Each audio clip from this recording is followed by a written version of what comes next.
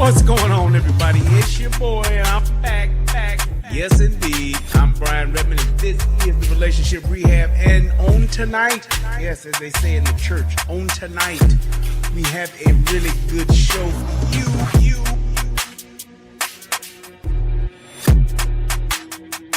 It is what it is, man. But thank God for Rumble. That's all I can say, man. And if you have not, please go subscribe to my Rumble, because this here ain't promised. And also, subscribe to the Guru and the Whore over on Rumble too. Tommy and I about to start doing our show again. Yeah. When are we as black folks? Everybody talk about when black community gonna ever come together. When black folks gonna ever get it right.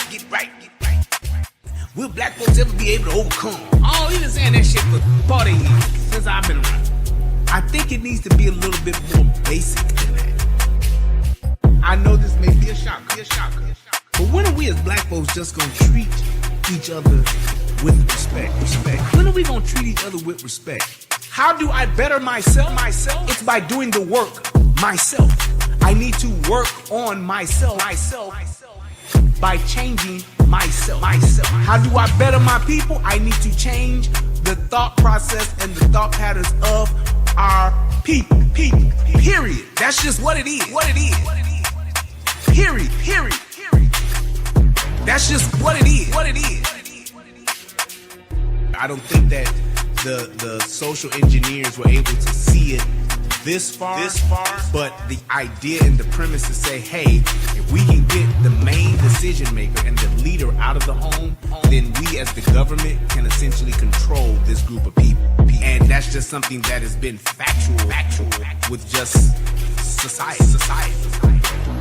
When the man is not in charge of the home, when the man is not present in the home, then it leaves the family vulnerable.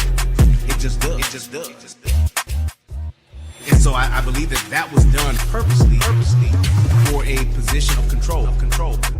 What racist system is holding back the 3 black mayors? 3 black mayors. They don't fucking care. They let these niggas run over the streets. They let these niggas. I'm just saying. What system is holding back the mayor of Chicago? What racist system is holding back the mayor of New York? You tell me. Fill me in. Let me know what racist system got these mayors held back. Ain't none.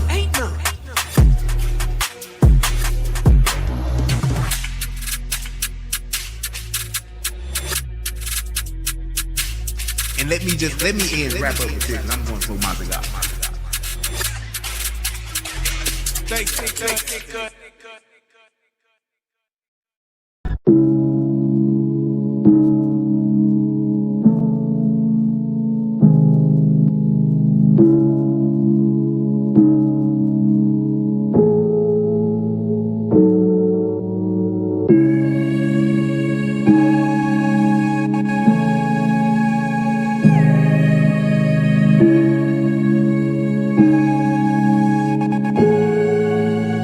you.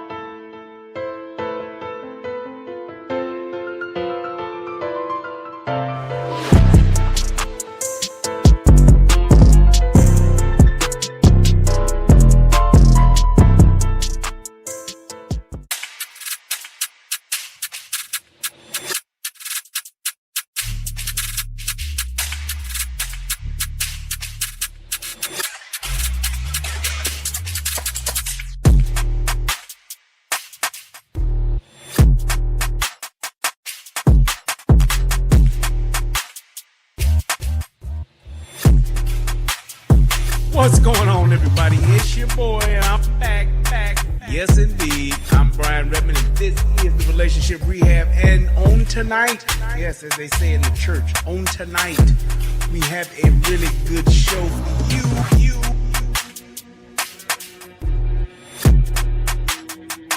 It is what it is, man. But thank God for Rumble. That's all I can say, man. And if you have not, please go subscribe to my Rumble, because this here ain't promised. And also, subscribe to the Guru and the Whore over on Rumble too. Tommy and I about to start doing our show again. Yeah. When are we as black folks? Everybody talk about when black community gonna ever come together. When black folks gonna ever get it right. Will black folks ever be able to overcome? Oh, he been saying that shit for 40 years, since I've been around. I think it needs to be a little bit more basic than that. I know this may be a shocker. But when are we as black folks just gonna treat each other with respect? When are we gonna treat each other with respect? How do I better myself? It's by doing the work myself. I need to work on myself. By changing myself. How do I better my people? I need to change the thought process and the thought patterns of our people. Period. That's just what it is. Period. That's just what it is. I don't think that the social engineers were able to see it this far, but the idea and the premise to say, hey, if we can get the main decision maker and the leader out of the home, then we as the government can essentially control this group of people. And that's just something that has been factual with just society. When the man is not in charge of the home, when the man is not present in the home, then it leaves the family vulnerable. It just does. And so I believe that was done purposely for a position of control. What racist system is holding back the 3 black mayors? 3 black mayors. They don't fucking care. They let these niggas run over the streets. They let these niggas. I'm just saying. What system is holding back the mayor of Chicago? What racist system is holding back the mayor of New York? You tell me. Fill me in. Let me know what racist system got these mayors held back. Ain't none.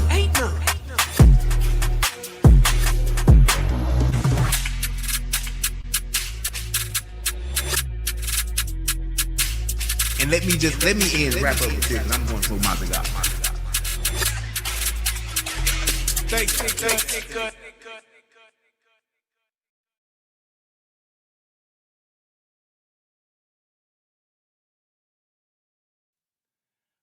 Oh, wait, I gotta switch over the camera. I keep forgetting to do this, but let me do it now. Is that it? Nope. Hold on, y'all. There we go. All right. What's going on, everybody? It's your boy Brian Redmond, and yes, we are back for another show, and this one's gonna be a doozy.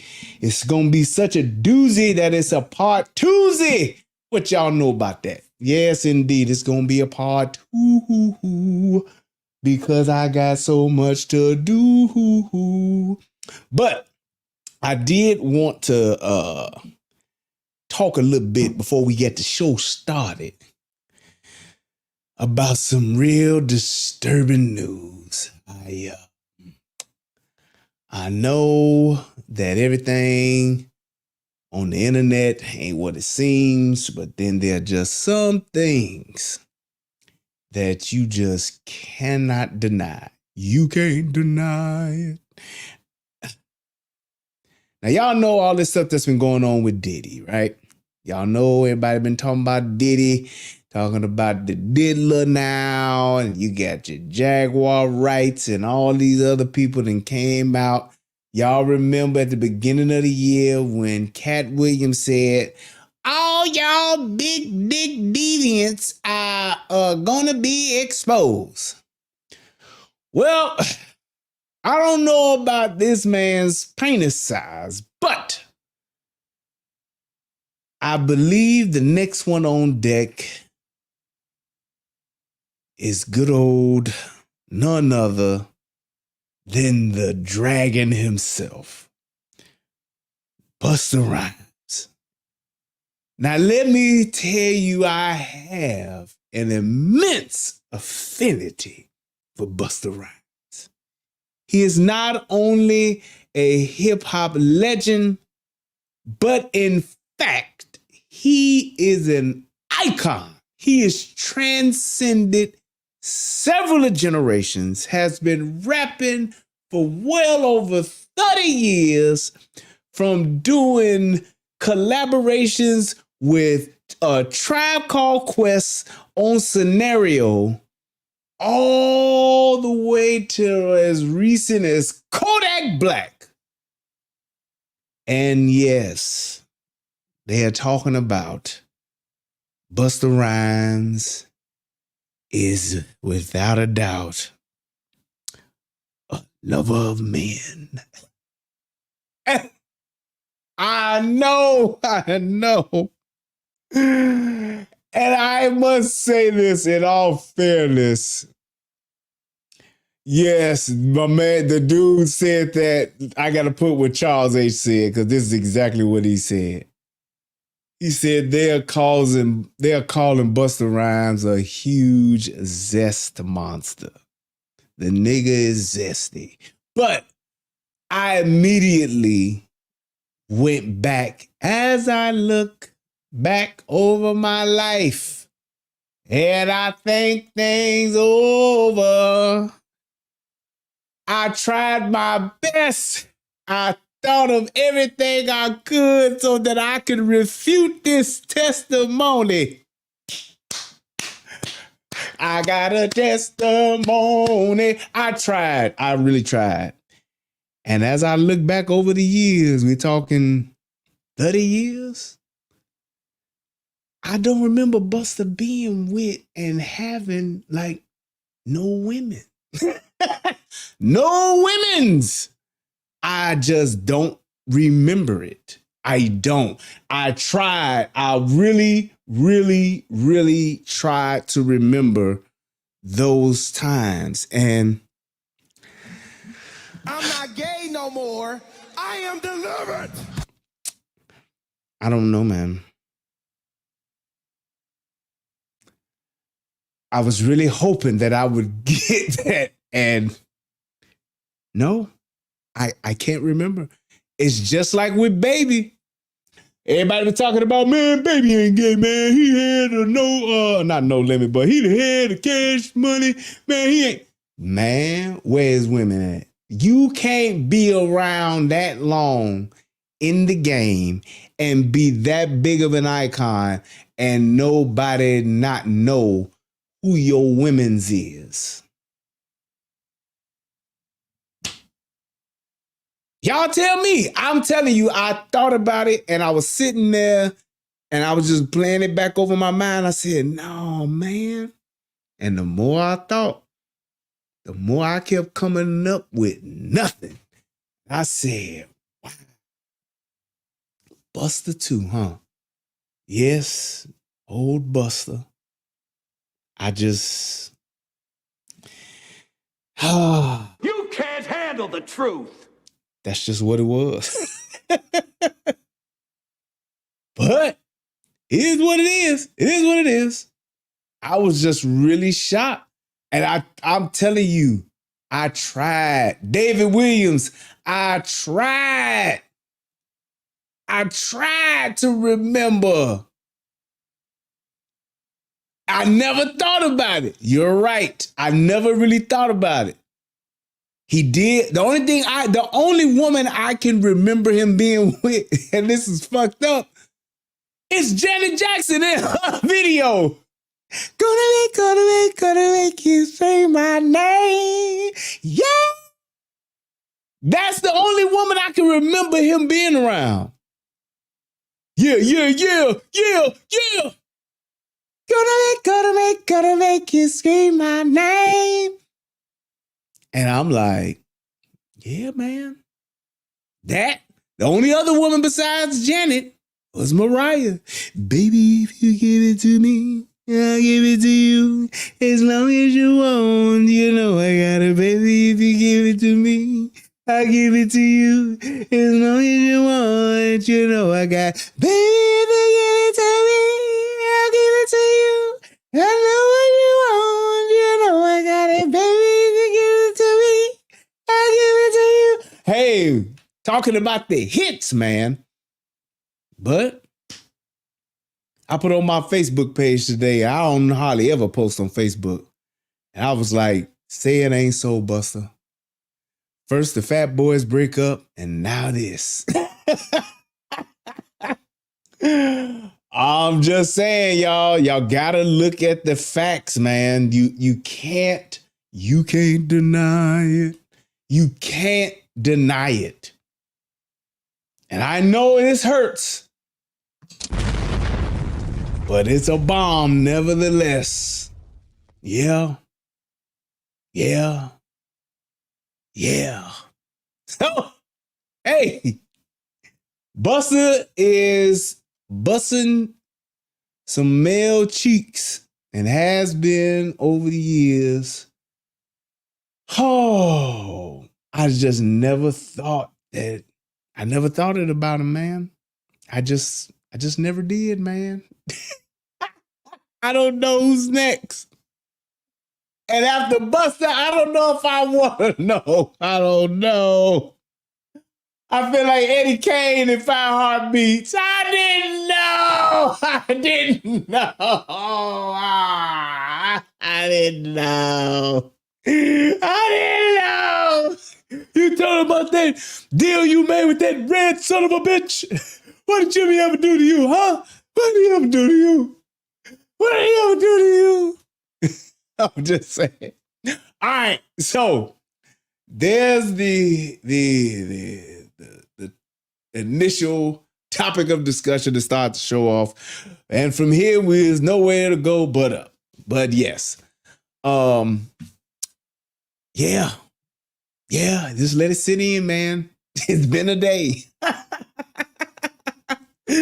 But let's get into Dr. Umar Johnson just a little bit. Damn, Squad Down Production said LL Cool J too. I hope not. That nigga do be licking his lips. But wait, no, wait. LL is married. He got a wife, and he been with that woman for damn near 25, 30 years. Yeah, LL is married. So he either got a hell of a beard or he's married. Yeah, he is married. So I ain't gonna just count him out like that. But Busta Rhymes, woo-ha! He got us all in check. These niggas better watch out before he grab you by your neck. Woo-ha! He got you all in check. Boom, boom, boom. Boom, boom, boom, boom, boom. He grabbing them niggas like, woo-ha! I got you by your neck. Damn. All right. So Dr. Umar Johnson is yet again found his way onto the Breakfast Club. It's more of like an annual thing now. And I'm talking about some of the finest race hustling you've ever seen.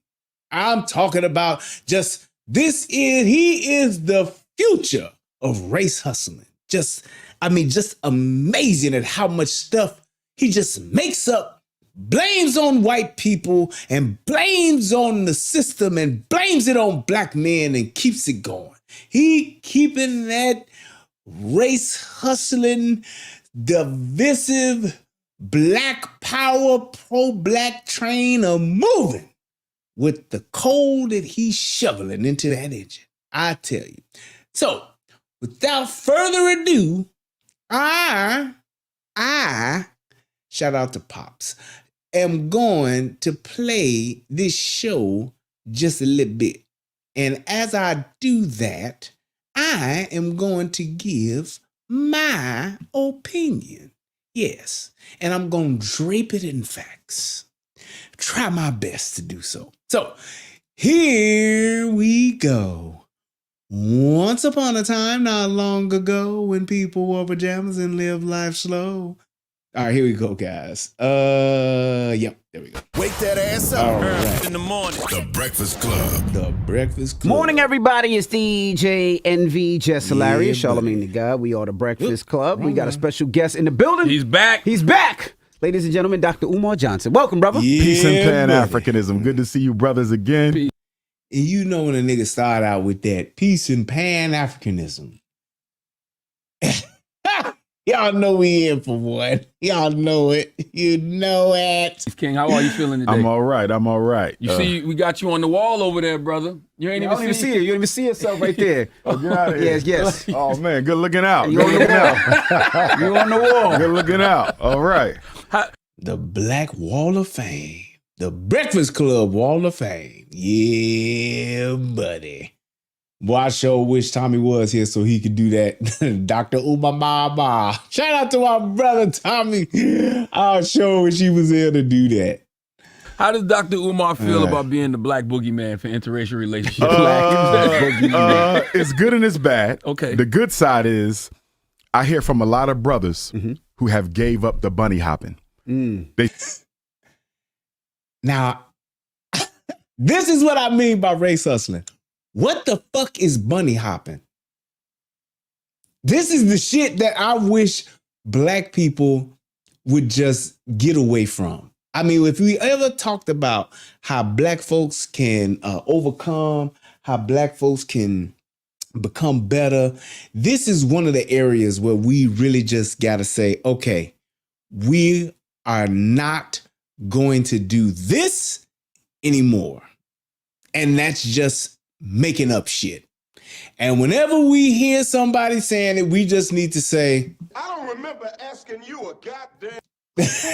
like, we just need to stop people from doing this shit. Just stop them from doing this shit. That was the wrong one, didn't I? I think I did. Shut the fuck There we go. That's the one I want. That's what we just need to do, because it's what is bunny hopping? send me messages, inbox. They stop me at the airport. So I do see the positive effect. You know, brother, I'm with a queen now. I see the difference. If I never listened to you, I would have never really evaluated my behavior. That's the good side. Gotcha. The not so good side is also get the hate mail from brothers who are committed to the bunny hopping. Gotcha. Right? And they can be very aggressive in their repudiation of my position. I was at the airport coming from Atlanta last week, and I don't know what they be expecting, but when I see a brother with his snow bunny at the airport, it's almost as if they expect me to approach them or something. Like, and that's my thing too. It's like you calling them a snow bunny and all that. It's like, what is the purpose of that? I mean, because snow bunny versus I love that term Tommy came up with, versus the cold bunny. What is the difference? Why would you refer to the one or the other as that? It's like, it's such, if somebody was to call a black woman a cold bunny, they would be offended. They would be offended. They just would. And if somebody called, I'm just saying, if I was a black woman, I wouldn't want to be called a cold bunny. And I would just in kind think, if I was a white woman, I wouldn't want to be called a snow bunny. But it's like, we black folks, niggas, let me get that right. Niggas love to come up with names for motherfuckers, and that's okay. But when y'all don't want nobody to call y'all out y'all name because the second they do, y'all racist, then that's problem. That is a huge fucking problem. I can make up any name I want for you. You colonizer, you cracker, honky, whatever, trailer trash. I can do all of that. Call you a Karen and all of that. But the minute a white motherfucker call y'all anything besides a king, a queen, or a ma'am or sir, you motherfuckers' feelings get so hurt and y'all get into that whole you racist bag so quick. And I don't understand why a motherfucking group of people who are so sensitive about being called out their name from any other race be the first motherfuckers to call somebody out their name or make up some name when it comes to addressing them as another race. I just don't understand that. That's such bullshit. We going through security, the brother with the white girl, and they looking at me like they waiting for me to swing on them or something. I'm like, bro, it ain't that deep, man. Your life is your life. I still respect you as a human being. Word. I just don't think your selection is in the best interest of where black people need to be headed. That's all. But when I see them interracial couples, man, they look like they getting ready for war or something. Yeah, I mean, because the things you say, they don't know what you're gonna say, what's gonna come out your mouth, if you're gonna grunt, or if you're gonna say something. So they gotta prepare themselves. Right, but see, the essence of the message is still love, though. So even if I disagree with what you're doing, we still family at some level, and she's still a human being regardless. So, you know. And this is one of the reasons why it's really easy to talk about the things that Dr. Umar says, because he's such a contradiction. I mean, he contradicts himself so fast, and niggas allow him to do it and go along with the shit he's saying. It's mind-boggling. So he just said, there's some level of family and I'm gonna treat you like a human, but I'm basically calling you something that dehumanizes you. Like when you call a black person a nigger. When you call a black person a coon. When you call a black person a monkey.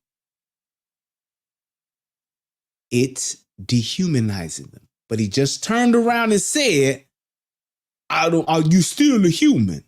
But you're calling me a snow bunny. I can't be a white woman. I can't be that. I have to be something else. And whether you think it's derogatory or not, the fact that you choose to call someone else something that they do not or have not deemed to be called themselves, because you don't see white women calling each other snow bunnies. Hey, snow bunny girl. You don't see it. Then if they were to do it to us, we would have the biggest fucking problem in the world. And I'm not saying that everybody feels the way that he does, but the fact that he does it and we ain't calling that shit out, it's very problematic. And it's one of the main reasons why not white folks, but other races and other people of other nationalities, even our own niggas that's over in Africa, they look at us in such a different light. They don't have that respect for us because of shit like this. This is basic. You don't call somebody out their name when you have a problem with people calling you out of yours. That's just basic 1 + 1 = 2. And if you choose to do it, even if other races don't say shit about it, they understand what it is and they look at you like, I can't take this motherfucker serious. Oh, sometimes they'll come up to me as a couple and I'll speak to them as a couple. And they may say, well, can you explain why you don't really agree what we're doing? And I'll do it in a very respectful tone. And I've never had an issue when we had those conversations. Right. So from where my perspective is, I'm like, yeah, I'm strong in my position, but I'm still leading with love. Right. So nobody should ever feel some type of way about seeing me in public, although they do. I told you, I was all the way in Zanzibar. I sent you the video, Dr. Umar. I was in Zanzibar, and a brother from Zanzibar was talking to me, and he was saying how much he liked a lot of the things Dr. Umar said, but he was like, I just don't understand his position on the snow bunnies. It's a contradiction about how you cut the cake, because those children who are going to be black, how can you tell them be black and proud if you didn't make them with a black woman?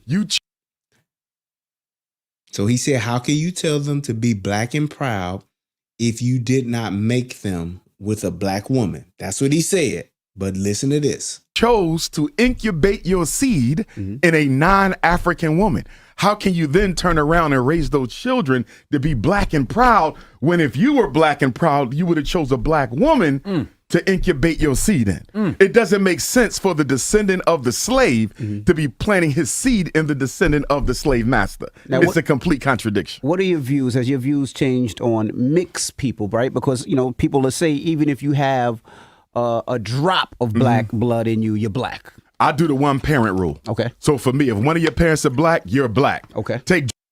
So did you hear that?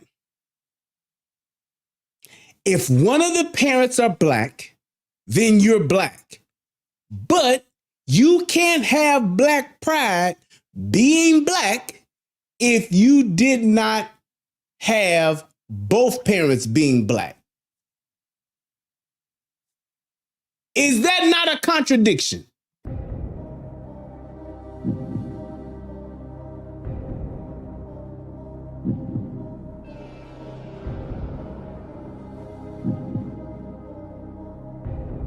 How does that work? If I am black, if one of my parents is black, I'm black. However, I can't tell my kid to be proud to be black because his mother or father is not black. His own rule. This is the shit he made up. He just said, my rule is one parent makes you black. This is a fucking college graduate, a fucking doctor. This man has his doctorate. And he just made that shit up and literally contradicted himself within 2 minutes of him saying it. And them niggas sitting there, they ain't very smart anyway, but they sitting there watching this shit like, oh yeah, okay. How, Sway? How do you do that? This is unbelievably stupid. And here's my other part. Fuck all of the possible broken families that we have. Fuck all of the dysfunctional families we have. You raise a kid in a household where both of y'all black so that he can have black pride no matter how dysfunctional one or both of you may be, because y'all should be black. That's what he's saying. Essentially, by that logic, if you're supposed to have black parents, if you're supposed to be a black man that should only be with a black woman and vice versa, no matter how fucked up y'all are, crackheads, hey, why not? Heroin addicts? Yep, sure thing. Broken family, dysfunctional family? Yep, go right ahead. That don't matter. I'm black, you black, that's it. Drake, if he identifies as black full time, he black. And that's never been an issue for us within the Pan-African movement going back to the beginning of time. We've never rejected the offspring of the Union because nobody's responsible for how they got here. And so that's why Bob Marley, there's no contradiction for us. A lot of our ancestors were mixed race. Frederick Douglass, who I'm related to, it's no contradiction because you don't choose how you come into this world, but you still have the DNA of Africa within you. But you got to identify full time. That's where it becomes an issue with our Dominican Republic brothers and sisters, Puerto Rican Africans, Cuban Africans, because sometimes they will either completely reject the African ancestry, right? Or they may say, I do have African ancestry, but I don't identify as Latino African. I'm Spanish. You see what I'm saying? So here's a good question. Calvin said, Brian, if he's a race hustler, why is he respected in the community? And is he really a doctor though? No, he's a doctor. He has his degree. He has his doctorate. He's a doctor. There it is. That's first and foremost, get that out the way. But here's the other thing. The reason why he gets the respect of so many other black people and why he gets so much attention, it's because he panders to and caters to the majority of his audience are black women. And because he caters to them, and because he panders to them and essentially makes them feel good, by not giving them any responsibility. If Dr. Umar says 100 things about black women, maybe 2 of them is about responsibility and accountability. And even then, he gives them a parachute and a way out by saying, yeah, but they didn't know, they was hurt too. I've never heard him say, nah, y'all fucking up. And y'all the reason why we fucked up because y'all been in the driver's seat for the past 50 years. Won't say that. He won't say that. He finds a way to tie black men into it or back into it or making them responsible for it every single time. So because of that, he gives black women that out. So that's why they like him and they support him and they ride for him because he doesn't put that onus on them. That's exactly why he's so respected in the community. Or you look at what goes on between the Dominican Republic and Haiti, that whole intense light skin, dark skin, I'm African, you ain't African type of situation. We repudiate all that. You either black all the time or you black none of the time. People think because you have such a love for black people that for whatever reason that translates to hate for white folks. Absolutely not. Because if that were true, why do I get so many requests for help from white parents? That's right. Why do I get so many requests for help from Asian parents, Arab parents? They don't have a problem texting my phone saying, hey, can I pay this consultation? I need you to look at my child's psychological evaluation. I never get apprehension from white parents when they need my help on special education or mental health cases. You see what I'm saying? Right. So if it were that bad, I would assume they would not be reaching out to me. They have no issue reaching out to me. And they don't go through a filter. They come direct. Even the snow bunnies. Listen, I know how you feel about that. I need help with my son. He's a white boy, blonde hair, blue eyes. Will you help us? Pay the fee, I got you. And I ain't got no problem with that. Pay the fee, he got you, fine. Paying for services. But I'm trying to answer y'all questions as y'all put in there. So Zen says, what if you're Blasian, half black, half Asian? If the mom is Asian, that kid is going to be Asian until society tries to force it to be otherwise. Well, by his logic, he's saying he still or she is still black because the black parent trumps, pun intended, all of the other races. So if one of the parents are black, like he said, you're black. But you being Blasian, you being blight, whatever you want to call it, you can't have pride because both your parents ain't black. That's pretty much what he said. And I don't know how that works, but that's what he said. Total contradiction to what he's trying to get across, in my opinion, because you can't have both. I can't be black and then cannot be proud to be black in the same instance because both my parents ain't black. That's a whole nother level of stupid if you believe that. And all it is just race hustling, just to keep it to where he's literally trying to challenge your black pride based on whom you choose to procreate with and whom you choose to marry. That's wild as fuck. I will never be on board with that. Because you're simply saying this, and this is the part that motherfuckers don't want to acknowledge, and these are the things that people don't want to hold each other accountable for. Case in point. If Malcolm X was married to a white woman, then you're saying everything he says was diminished, right? He can't stand up for black people. He can't speak out for black people. He can't do that. Okay. So then let's keep driving in that car. So what about when you get to the street of having children outside of wedlock? You are literally responsible for birthing bastards. You are not married to the women you are procreating with. And this man got, I believe, 2 kids, 2 daughters at that. You're not married to their mothers. So then, therefore, Are you showing your daughters black pride? Are you showing your daughters or setting the example for your daughters to be prideful black women that want to get married and want to build families? Are you showing that? Or are you just saying, hey, you just have babies out of wedlock and you just sleep with whoever you want to sleep with?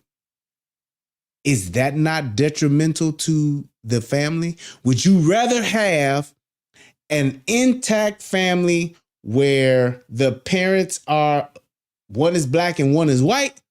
Or would you rather have two black parents that are not married and they are not together? I'm not going to even get into it to where you're talking about, hey, you know, well, we don't believe in the institution of marriage. That's a white man's construct. Fine. Are you with the women that you fucking have babies by? No. Are y'all living together? No. Are y'all in a blended family where you got multiple wives? No. Are you married by black African standards? No. So you tell me which one is more detrimental, an unstable home or two parents that are married from a different race? You tell me which one is better. Because what he's saying is, I would just, you know, hey man, I could just have kids everywhere and, you know, fuck around with the conscious stripper and all that shit and have kids out of wedlock and, you know, raise some beautiful black queens. But I bet you both of their parents is black. Both of their mamas is black though. I tell you that.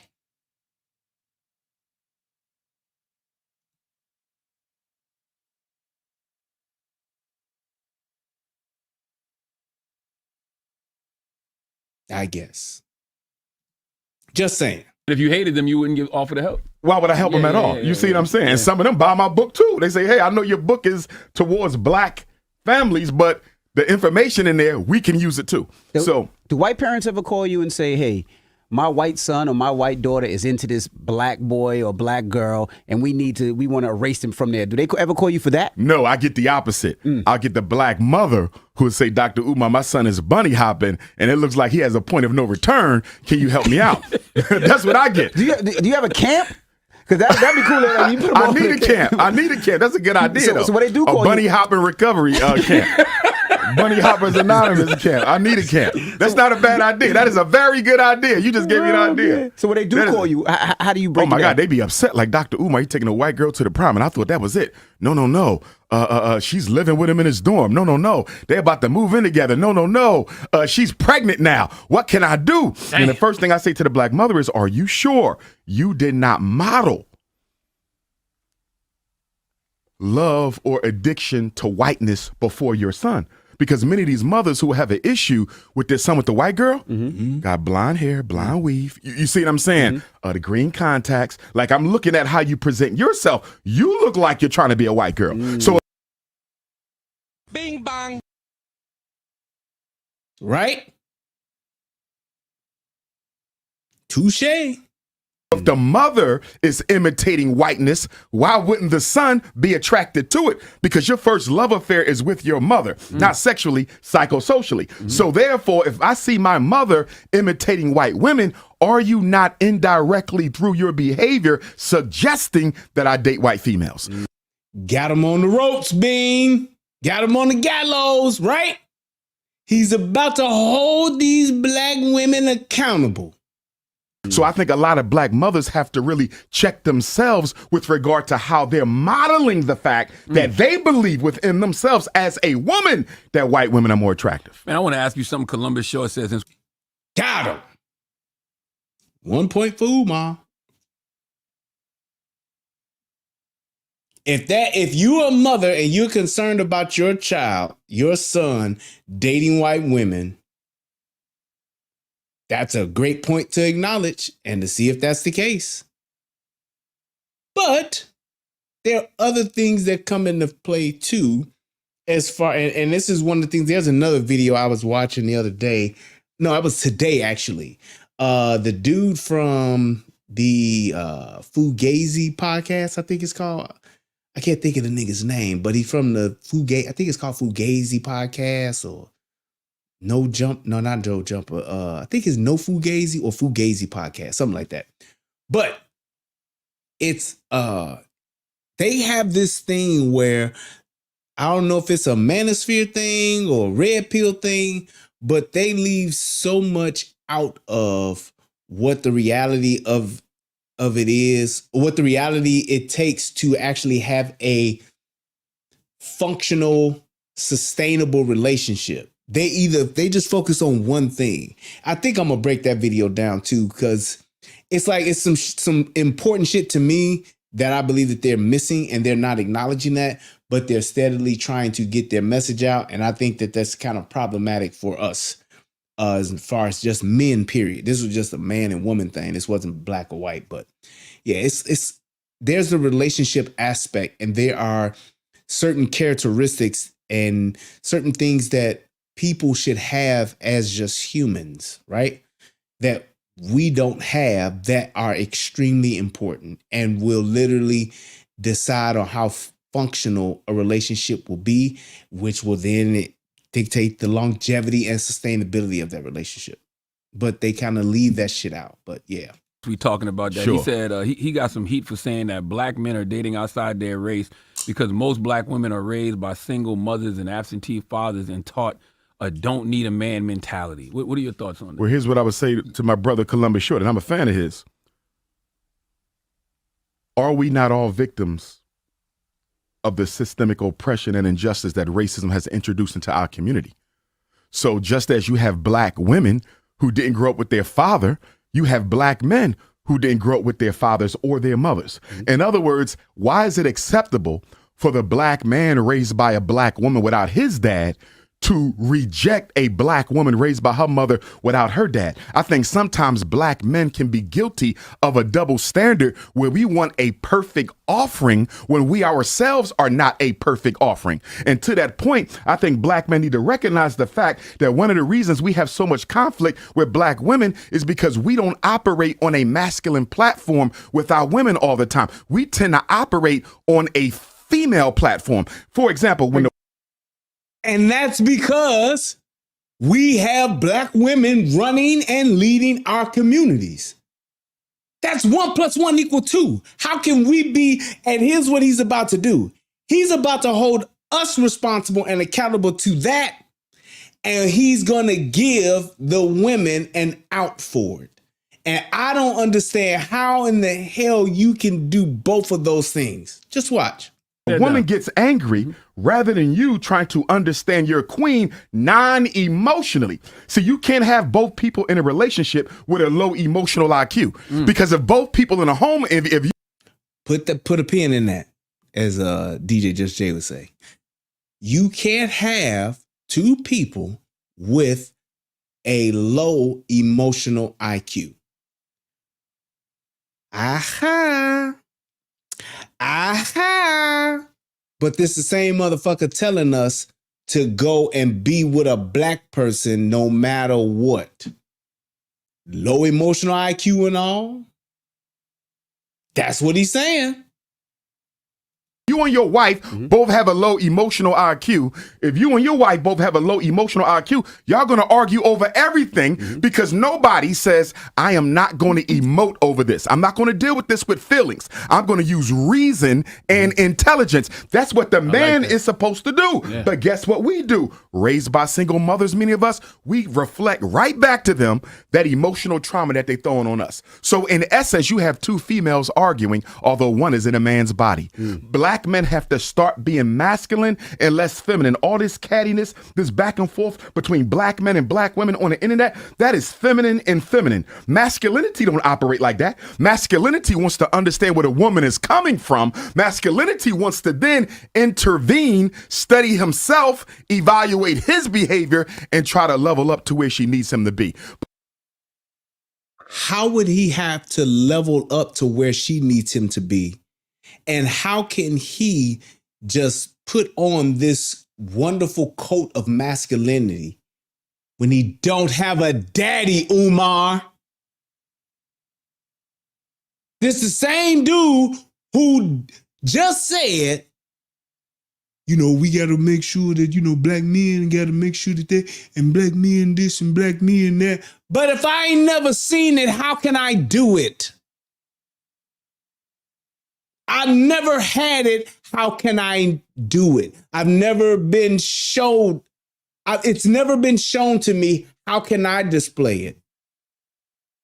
I don't have a fucking blueprint. And I'm going to tell you, this is the kind of shit that motherfucking simps say about men. They want them to build the impossible without a goddamn thing. Yeah, I want you should be this, you should be that. Okay, well, how do I do it? I don't know, figure it out, nigga. How? You tell me how. How can I figure out something when I've never been exposed to that thing? Hell, if I'm on the riverbank and I see somebody fishing, I can at least watch that motherfucker fish and get the gist of it. But you telling me I'm supposed to have all my shit together and I'm supposed to be able to level up to where your queen needs you to be, and I ain't been around a king, nigga. This is the kind of nonsense that when these black women was watching this, they sitting there eating some hot crunchy cheese curls talking about, that's right, Umar, that's right. But meanwhile, the reality of that shit is like, niggas is like, nigga, how can I do that? All I know is not just being in the house with my mama. I'm talking about everybody in my family. The majority of the motherfuckers in my family is women. What the fuck else can I model? Grandmama ain't got no man. Great-grandmama ain't got no man. Auntie ain't got no man. Sisters ain't got no man. Best friends ain't got no man. Friend of the family ain't got no man. All these hoes ain't got no men, but they all got fucking kids. And all they doing is talking shit and getting dick. That's it. So yes, as a man, if I don't have the fucking tools to deal with a low emotional IQ woman, how the fuck can I figure that out?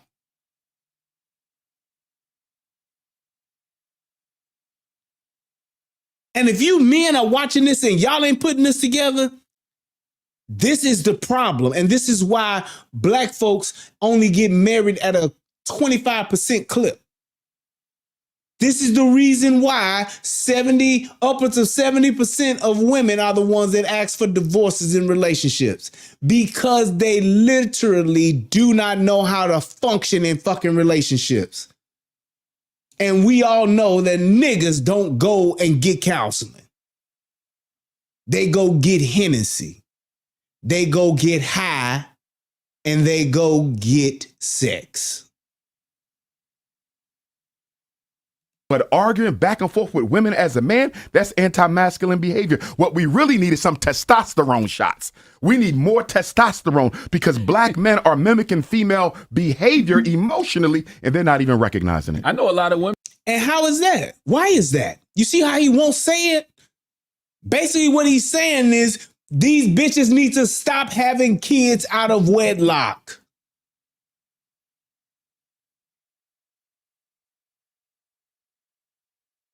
That's what he's saying. These black hoes, y'all need to stop having all these fucking babies by niggas you not married to. And you'll hear women say, well, even when you married, it don't work out. Great. Here's the challenge. Don't have no kids by no niggas until you marry, and see what your odds are for success in a relationship. Because you bitches look at fucking marriage like it's goddamn kryptonite. And if you held yourself to the standard of saying, I ain't gonna have no kids with no man until he marries me, 80% of you bitches would be better off in your life decisions. In life because of that decision.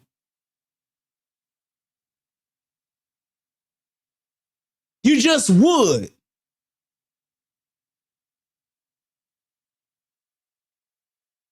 But y'all don't want to accept that shit. You rather keep making up excuses as to, well, sometimes, you can co-parent and it can work. Bitch, please, ask that kid if he wants y'all to co-parent. Bet you won't do that. Motherfucker would have asked me at 3 years old, you want your daddy living with you or not? I would have said, live with me, please, for $300, Alex. Thank you. What is, get your ass back in the house. Ain't not a kid out here that didn't want their parents to be together and live with them. So all that co-parenting works bullshit, get the fuck out my face with it.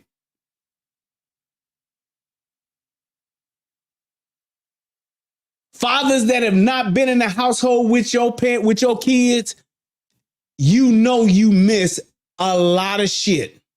I can't imagine me not being in the house with my kids every day. It's so much shit that I see and get to partake in, teach. And here's the thing too. Most fathers, we naturally are coaches. And the best thing for us to do is to coach in the moment. I can't tell you that I would say at least 90% of my fathering, of my coaching my children is in the moment.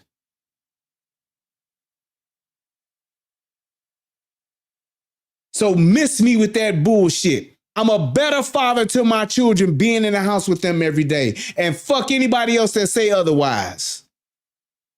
If y'all can't get along, y'all obviously shouldn't have had kids together.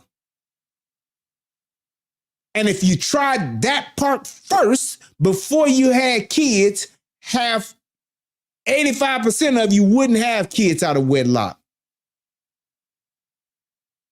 Challenge a black motherfucking bitch to get married to a man and not have no kids for 2 years. Just you and him living together. Black men, y'all punk asses, just be with your woman or your wife for 2 years before you have any kids with her. Y'all live together, married, then walk down the aisle, live together for 2 years. See how healthy your relationship really is. Because most motherfuckers that do get together and they do get pregnant early on, by the time the kid is born, these motherfuckers is fucking other niggas. Or at least the nigga is fucking another bitch.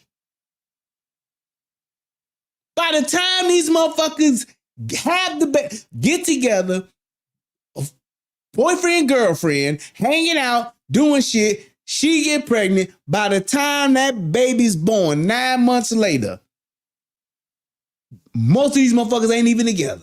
Like, not we living together. Relationship is over. We just gonna co-parent. Women who have high emotional IQs who don't get caught up in the petty back and forth. Yes, sir. Either. Yes, sir. Yeah. But normally, more often than not, it's supposed to be the male. Mm-hmm. Sometimes the woman does have that, which is good, but that also speaks to the fact that the women are becoming more masculinized and the men are becoming more effeminized, not in terms of sexuality, but in terms of personality, the way that we are engaging each other. Mm-hmm. And the back and forth male-female thing, if we want to get real basic about it, you're dealing with two traumatized people who have not healed themselves, and now they're trying to make a healthy relationship. Two unhappy people cannot make a healthy relationship. It is impossible. You cannot get water from oil. You can't get oil from water. Now, if that's the case, and we all know that only 25%, 1/4 of black people, of black women will get married. If that is the fact, how in the fuck can we both be able to find black people to not only bond with, but to have children with and to get married with. Explain that to me. Where are these bitches at? That all of these black men that's choosing other women from other races, where are these other black, wonderful, amazing queens that are so emotionally intelligent and have the highest emotional IQs are just waiting for their kings? They're non-existent.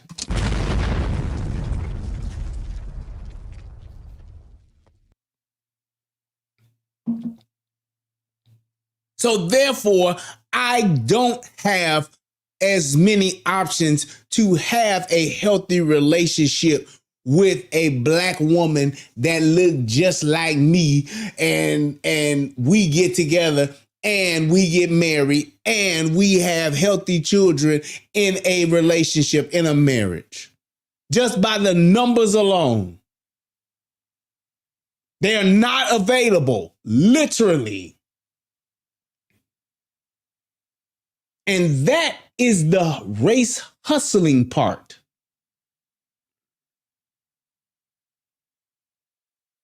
That's the hustle. Because I'm trying to get you to believe that. I'm literally giving you unattainable expectations. That's just like saying, yeah, you know, every black man, y'all shouldn't come to the table and go after a black woman unless you're making $100,000 a year.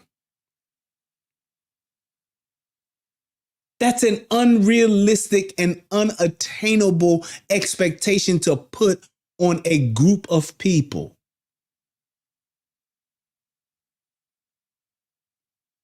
The percentages alone are not in our favor to where we can even come close to doing that.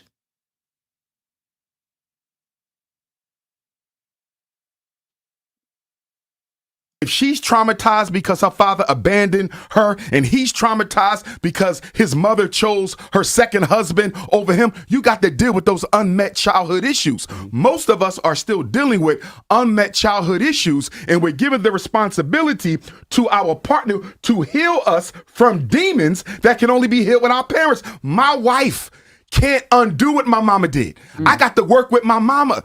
Your husband can't undo what your daddy did. You got to work with your husband, but because we don't want to go back into the pain, because we've often eliminated those people from our lives, we just say, you know what, I'm going to have to work on this with my husband. I'm going to have to work on this with my wife. They can be a support for you, but they can't be the solution. Ooh. We have.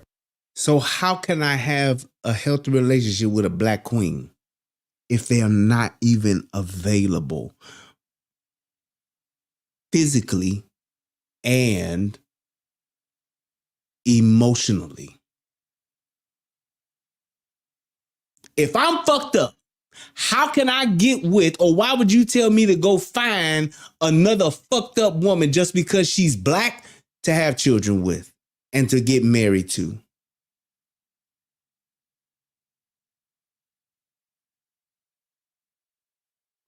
Why would you tell me to go do that? Calvin says, Brian, the red pill community is telling black men not to marry black women. Instead, move out of the country. You can find a wife, aka passport bros. And here's my thing with that. It's not that they are the answer. It's just that they are increasing your odds of success. Because those women that are outside the country, them women are fucked up too. They trying to be like the women that's here. It's about finding somebody who comes from a family first values type of environment. It comes from, because here's my thing. You talk about these passport bros and all that shit, and these men that go overseas to find women. You go find a woman overseas that ain't had no daddy in her life, she gonna be just as fucked up as the ones back here in the States. And that's just the reality of it. She gonna be just as fucked up. It ain't gonna be no, oh, well, she's better, nope.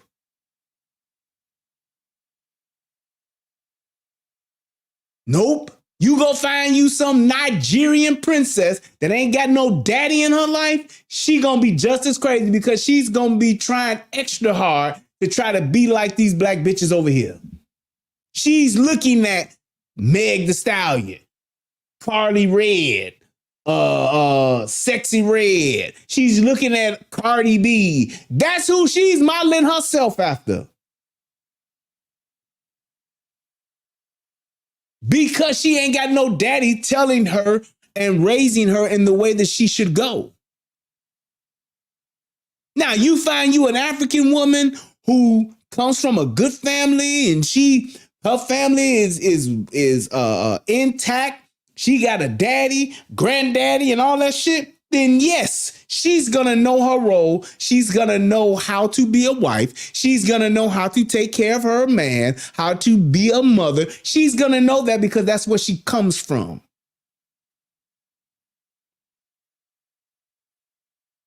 But don't go and try to find you no single bitch that ain't got no daddy, but she got ass, and think that because she from motherfucking Zimbabwe, the shit gonna work out. Cause she gonna be just like motherfucking Eddie Murphy said. Eddie, you treat me like animal, I won't have. Umfufu will fuck you over in the end, just like any of the other ones would. So that is not the answer.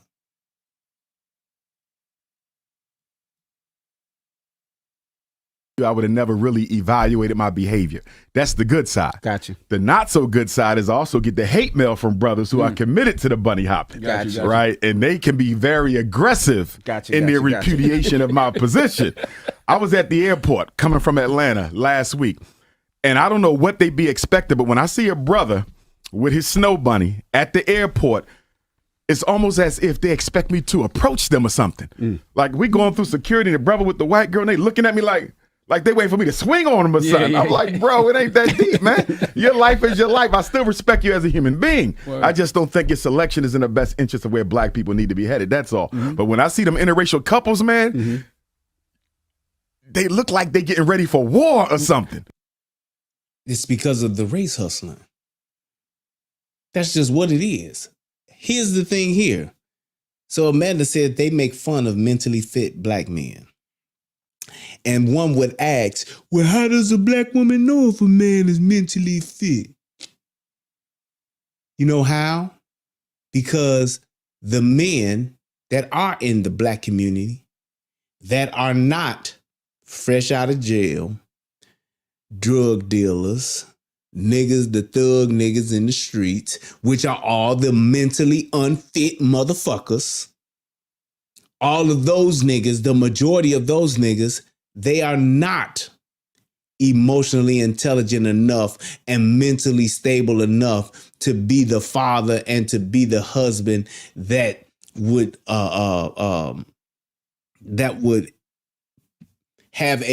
put them in a situation to where they have a functional home and a functional marriage. So, you know, the men that are prepared, that are better off than that, you know what they call them?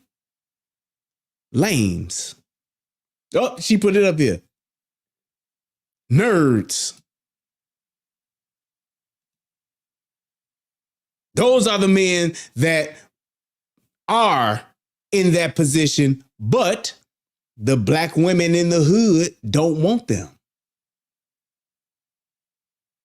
They don't want them. Why? Because they won't go upside their head. Why? Because they don't sell drugs and got all of the Jordans. Why? Because they don't have the motherfucking Range Rover brought with the drug money.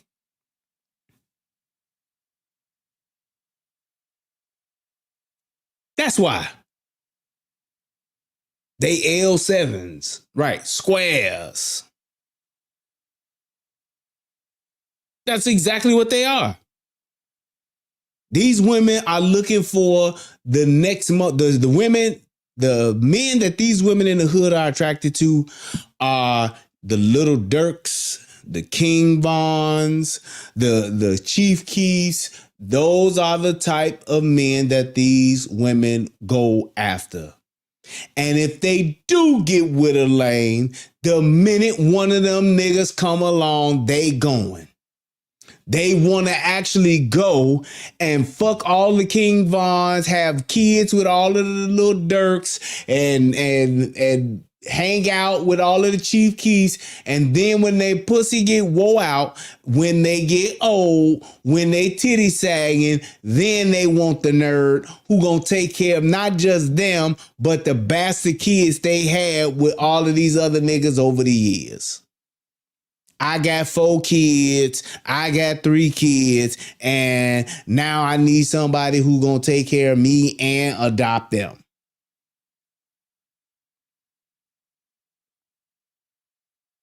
Look at Jada Pinkett.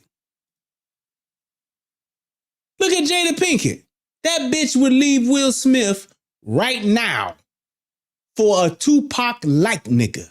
Not Tupac, but a nigga that's like Tupac. That's what she looking for.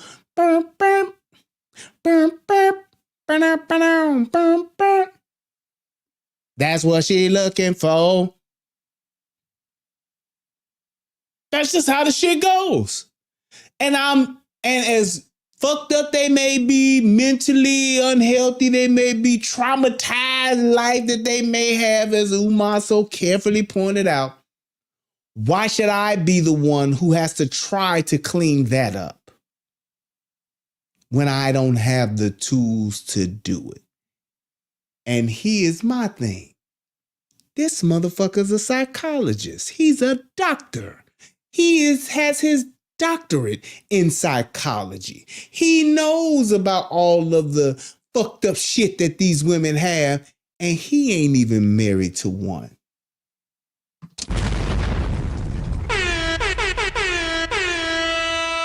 So if this nigga can't fix it, how the fuck can your every average day Joe Blow nigga that's making $42,000 a year fix it with a bitch? How?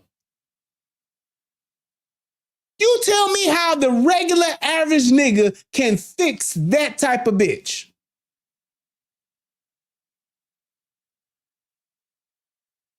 Just saying. That's the reality of it. That is the reality of it.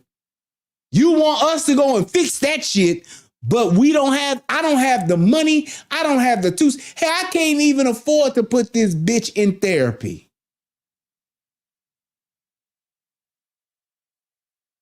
What am I to do? Oh, but what am I to do?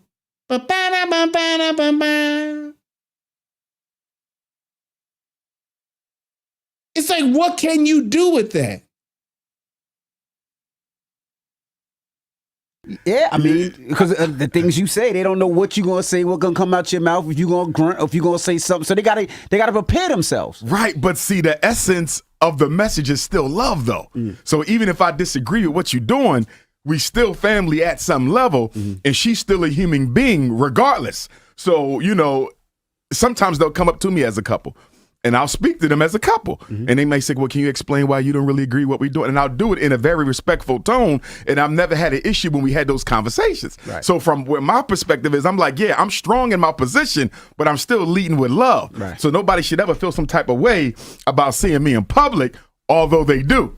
I told you I was all the way in Zanzibar. I sent you the video, Dr. Umar. I was in Zanzibar, and a brother from Zanzibar was talking to me, and he was saying how much he liked a lot of the things that. And here's my thing. I get it. I'm gonna put your statement up. Where you at? Squad Down says, I don't blame Umar. I blame his followers for being so dumb. Here's the catch-22 with that. Yes, as Tommy says plenty of times, that it's not so much him, but it's the people that follows him. So if we know that these people are fucked up, if we know that these people are not as emotionally intelligent, if they can't think for themselves like they should, but yet and still they are at the very crux of the problem and perpetuating the problem, then yes, you can't blame the followers, but it takes all of us to do what it is that I'm doing and speak out to this bullshit.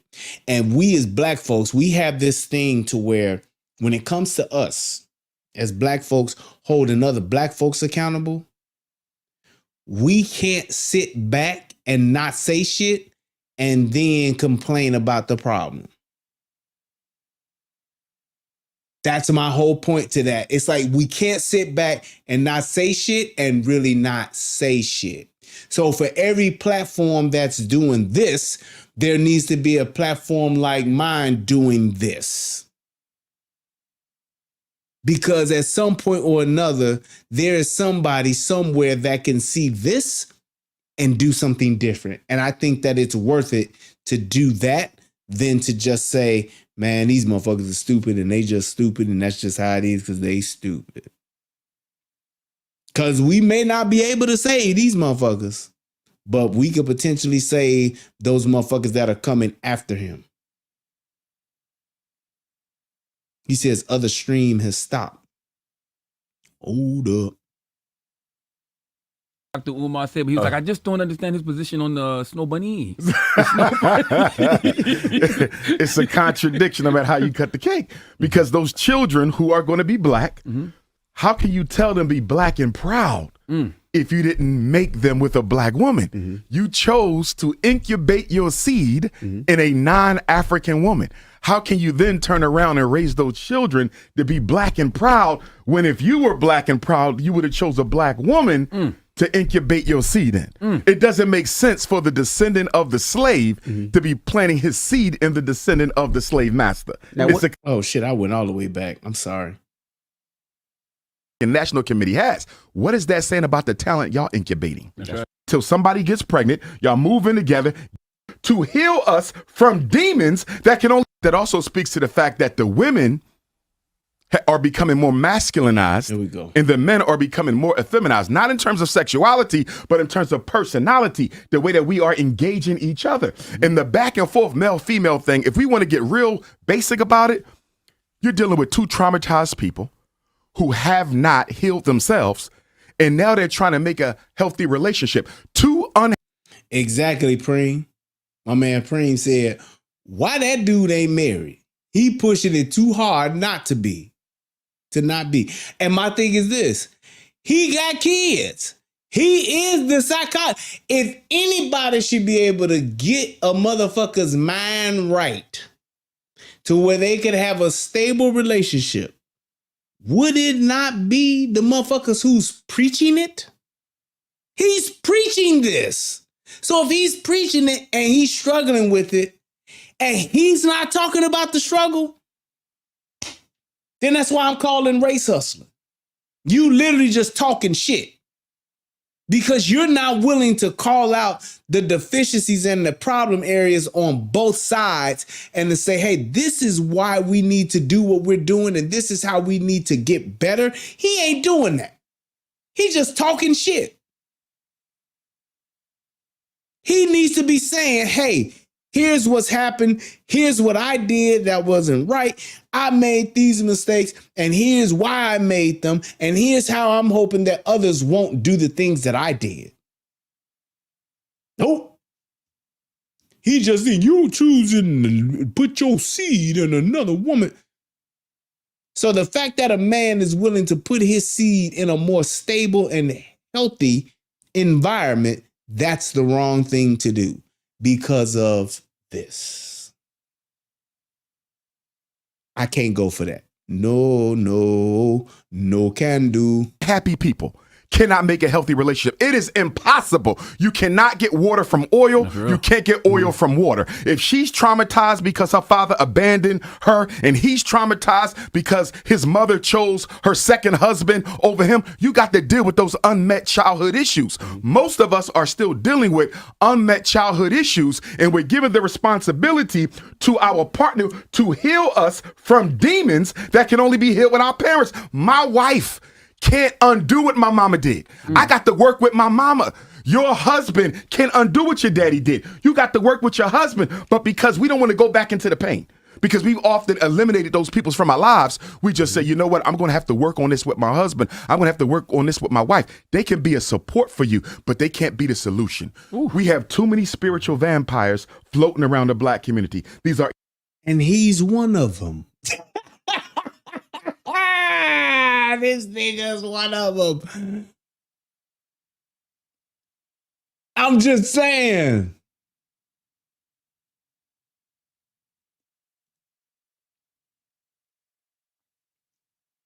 I'm just saying. He's one of them. Like Tommy always owns his mistakes and says, don't do what I did. Exactly. Which is why I got so much respect for that brother.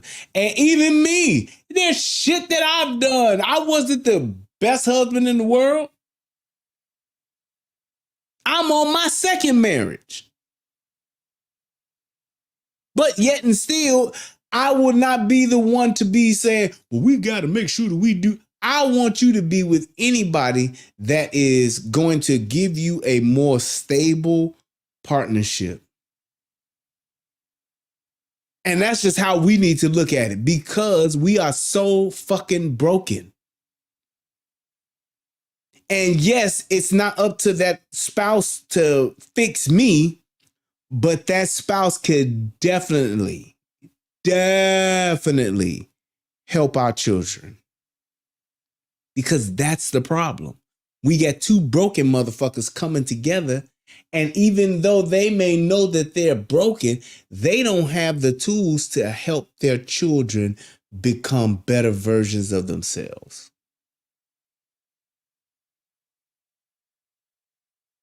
And more so for women, because most women aren't built to think like that. Most women will have it to where they will say, hey, they're more inclined to survive than it is to put their children in a mode or state to thrive. They will set their children up to survive. They'll teach them the tactics to survive as opposed to teaching them and giving them the tools to thrive.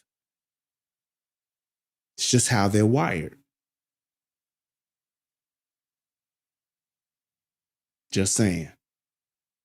He said it's suspended for policy violation on YouTube. Wow, these motherfuckers are something else, man. It is what it is. Hopefully it'll finish and I can contest it, but gotta come over to Rumble.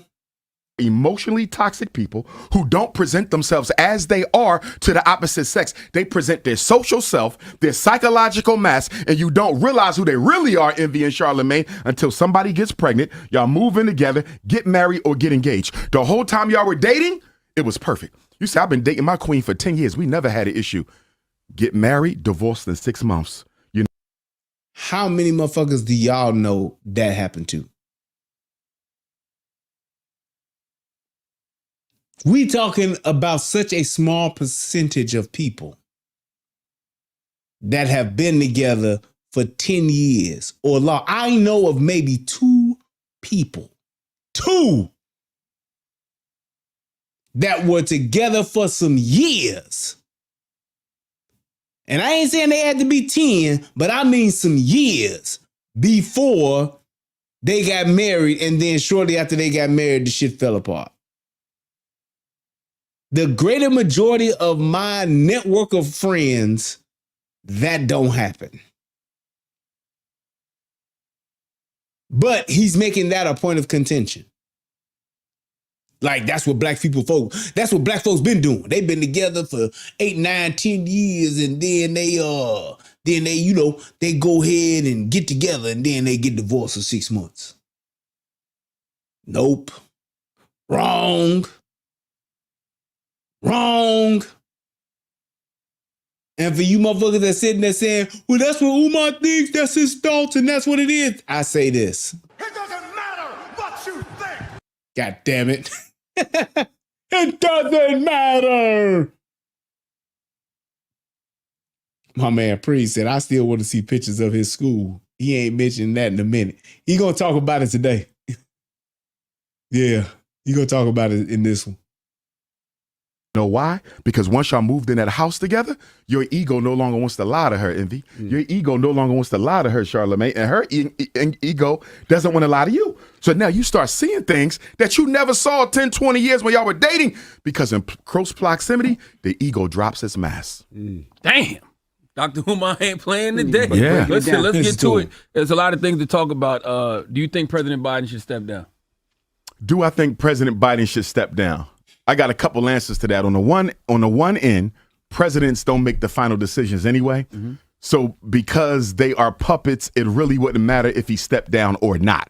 However, from an optics perspective, his showing against Donald Trump in that debate didn't look good at all, even though they only 3 years apart, right? On the flip side, I'm not too sure the Democratic Party is ready to anoint Kamala Harris as quote-unquote commander-in-chief, because as you know, in the post-Barack Obama era, the last thing poor white America wants to see is another black person as commander-in-chief. So I don't think... Shit. Whole black America don't want to see another nigga as commander-in-chief. I can vouch for that shit. I don't want to see another nigga as commander-in-chief with the shit that them motherfuckers done did. No way. I'll pass. I will definitely pass on that shit. Cause that nigga didn't do shit for us. And this nigga bitch definitely won't do shit for us.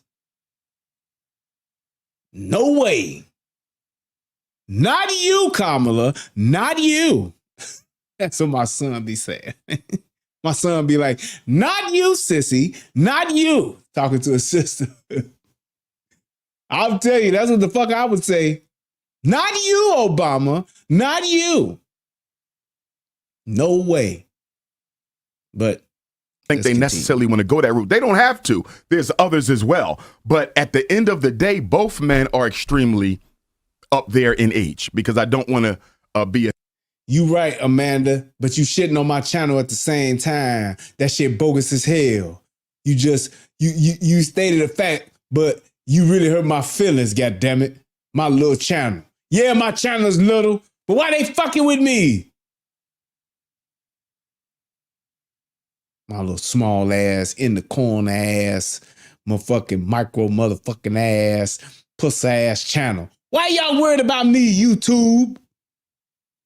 All the other shit out here that's on the net, and y'all worried about my little shit? I'm like Arsenio Hall in motherfucking Harlem Nights. I'm shooting this little shit over here, and all these goddamn Tommy guns going off, and y'all worried about me.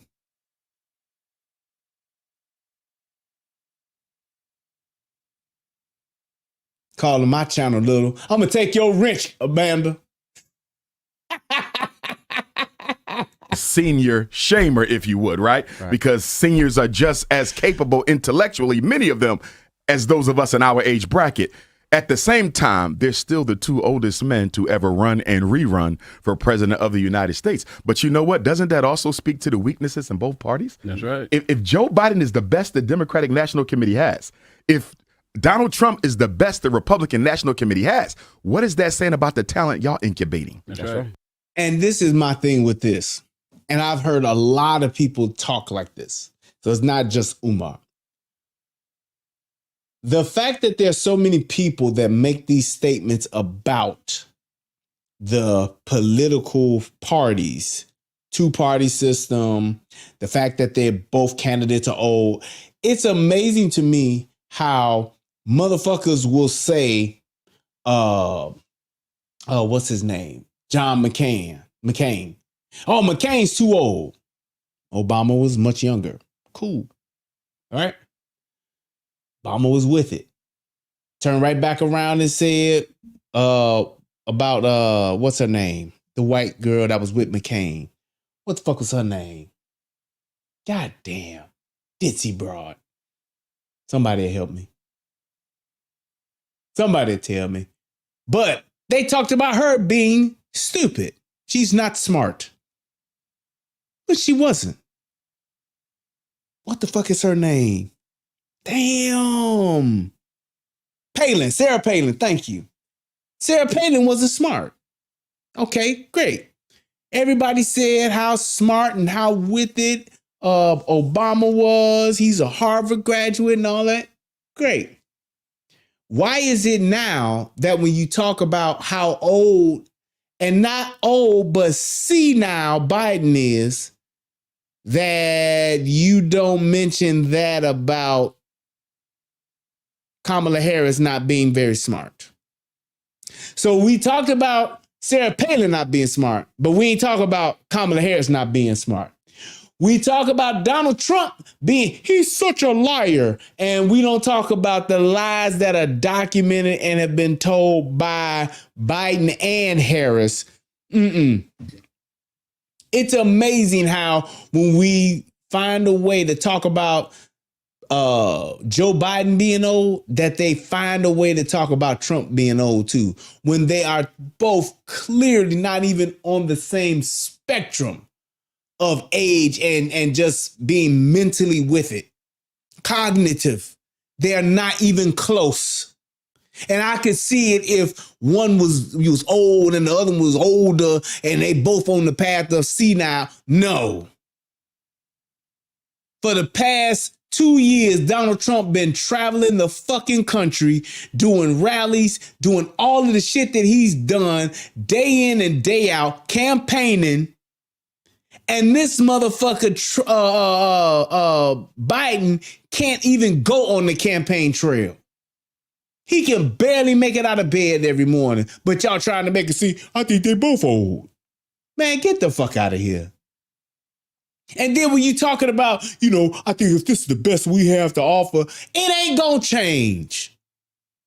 You motherfuckers sitting here talking about a fucking the billions of dollars that are tied up within these two parties.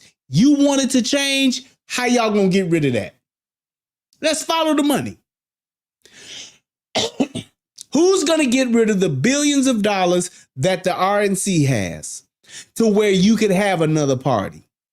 Who's gonna dissolve the DNC, who also has billions of dollars, so that you can have multiple parties? Nobody is. So why you bringing the shit up like that's the problem when you know that's the problem, but you ain't gonna do shit about it? The system won't allow you to do nothing about it.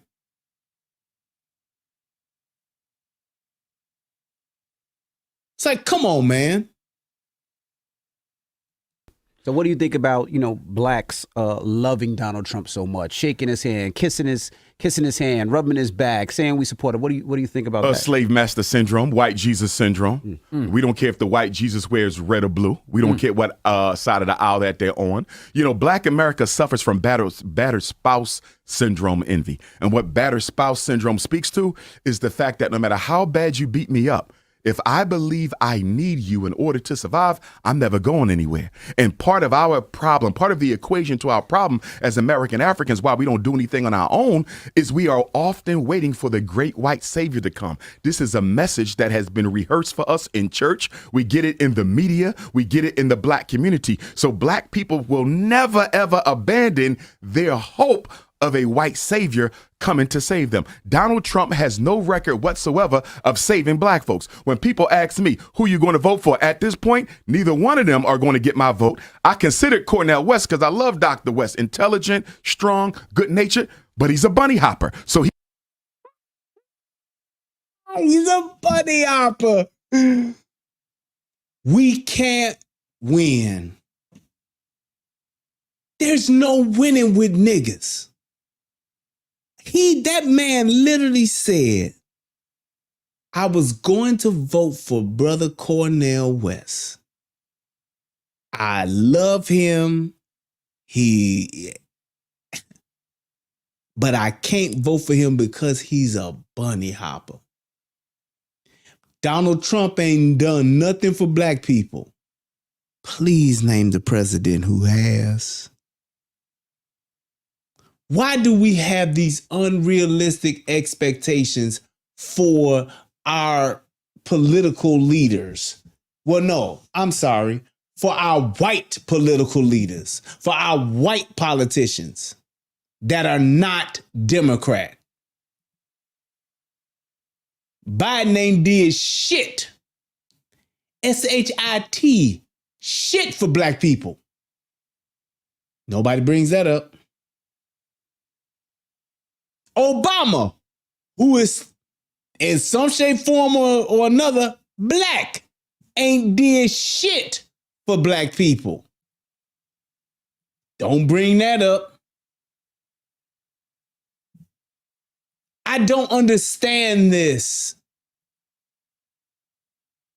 I just don't understand this. How can you say that this person who you're telling me is supposed to have done something for us, you can't vote for him, even though you love him, but because he's a bunny hopper, he can't get your vote?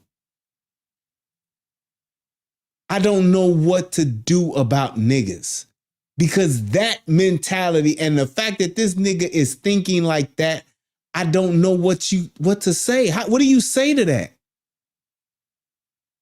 What do you say to that? Yeah, he's a bunny hopper, so, can't vote for him. Can't do it. Nope, can't do it. All right, man. Donald Trump, he ain't done nothing for black people. What about Barack Obama? He ain't done nothing for black people. What about Bill Clinton? He ain't done nothing for black people. What about George Bush? He ain't done nothing for black people. What about Joe Biden? He ain't done nothing for black people. What about Kamala Harris? She ain't done nothing for black people. So why would that even be a standard to hold him against? And niggas, and this is the thing that proves to me that Donald Trump is one of our best presidents we've had. That's the shit that niggas will use to not vote for him. He ain't done nothing for black people. But what fucking president has? Hell, what nigga in politics has? Martin Luther King, he wasn't in politics, motherfucker.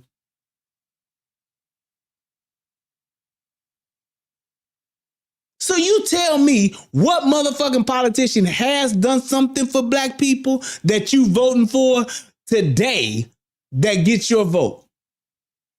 And please tell me what they've done.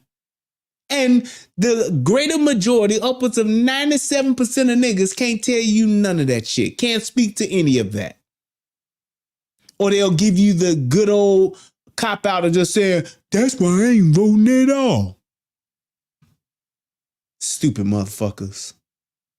He can't get my vote. Now, when I come back to Donald Trump and Joe Biden, I look at the fact that Donald Trump signed 13 federal death executions while he was president. More than half of them was signed after Joe Biden won the election. Think about that now. Biden gets elected in November, sworn in January. Between that time, Donald Trump executes half of those 13 people. 5 of them were black men, and 2 of those black men were presumed innocent, and their attorneys had introduced a stay of execution to the Supreme Court. The Supreme Court turned them down, and Donald Trump executed those brothers. So when I hear black men say, I'm voting for Donald Trump because he's going to bring more money and economic vitality into the black community, I say, what about the fact that he's out here killing black folks, you understand, without no remorse at all? Signing those type of federal death warrants. 2 brothers was murdered within 24 hours of each other. One of them was 40 years old, and he was the first person to be murdered in 70 years for a crime he committed as a teenager. And in one of those cases, about 6 of the jurors said they would have changed their decision on the death sentence had they knew the information that the prosecution had withheld from them. That's why the attorney wanted the stay of execution to give the defense time to reformulate the argument. In Supreme Court, Snow Bunny, Clarence Thomas, and that crew said no, and Donald Trump signed his life away. So okay, so I'm not gonna even contest that. Because of this, every president does that shit. But let's take it one step further. If your concern is that this president killed 5 black men, how many lives do you think that Kamala Harris has taken and is responsible for, where she was the prosecuting attorney in Los Angeles? And how many lives do you think that Joe Biden's 94 crime bill lives has taken of black people.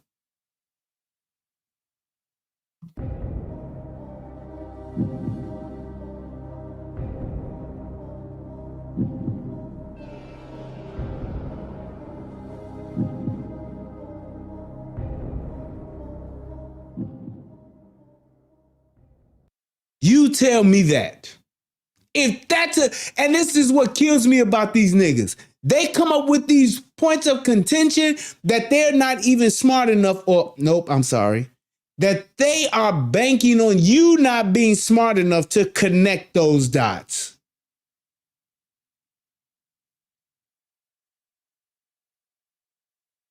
They're banking on the fact that you won't say, well, wait a minute. If that's what you're saying, because Trump killed 5 people, essentially, signed the death warrant of 5 people, then what about the death warrants that Kamala Harris has pretty much signed?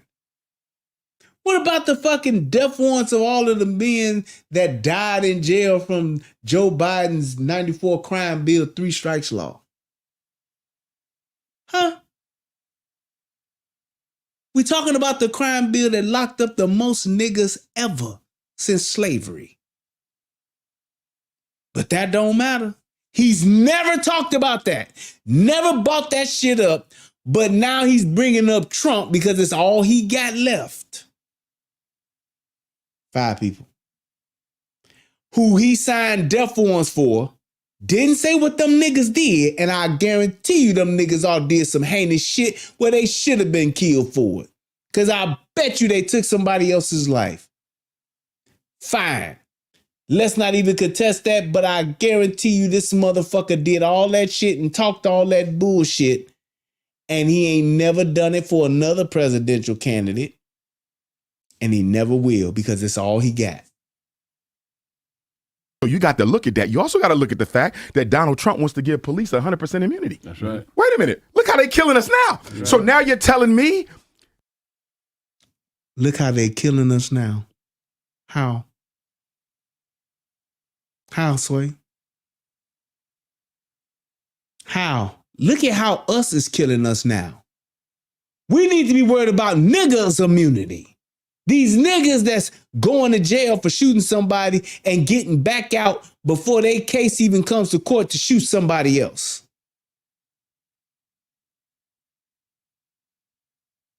Won't talk about that because that's somehow white folks' fault. All right. That anything the police do in their line of duty, they cannot be held accountable for making bad mistakes and bad decisions. And you want to put that back in office? That's thirsty black men worry more about money than the lives of their people. And here's the other nugget to that, to just show how this is race hustling and not just bringing cold hard facts. What about how Congress and the Senate just signed pretty much immunity for the pharmaceutical companies that came up with the COVID vaccine? Y'all do know that they can't be sued, can't be prosecuted, can't go to jail or anything, and that they even had it to where those records were sealed for the next, I think it was 50 or 75 years. So by the time they got to actually see that information, if they wanted to, those people would probably be all but dead, if not dead already. They would all be gone. All of those adults, 75 years from now, 50 years from now, all of them would be dead. That would be held, or that could be held responsible for any of the side effects of the virus, of the vaccine. How about how pharmaceutical companies and doctors have, what do they call it? Not immunity, but they have statute. There's limitations on how much they can be sued. I think it's like you can't sue a doctor for malpractice for more than $250,000. That's the max that you can get.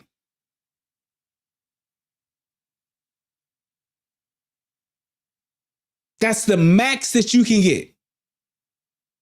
So they can have limits and immunity. The people who came up with the drugs that's fucking everybody up to this day, they can have immunity, but the police who put their lives on the line, and yes, some police officers do fuck up. I've called them out on several occasions, quite often.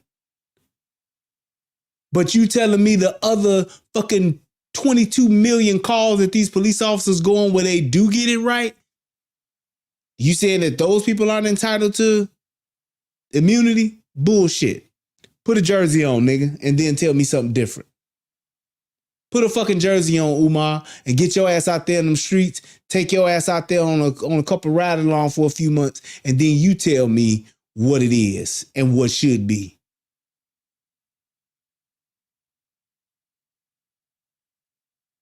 That's right. The Supreme Court is corrupt. Yes. It's illegitimate. Absolutely. How come enough people not talking about that? Because how all of a sudden is the Supreme Court corrupt and illegitimate? How? I don't think they understand the tripartite nature of American so-called democracy. Mm-hmm. The Supreme Court, the president, and the Congress, they actually have equal weight, right? Well, they did. But now what the Supreme Court just did was they gave the president a few days ago absolute immunity from criminal prosecution for decisions made in office in carrying out his constitutionally protected duties. That's very dangerous, because what that says is the president can never go to jail even if he commits genocide if it was done in an act of office. So let's say hypothetically Donald Trump or Joe Biden sends the National Guard into New York to quell a black protest, and the National Guard, God forbid, ends up executing. Because you know we do that all the time.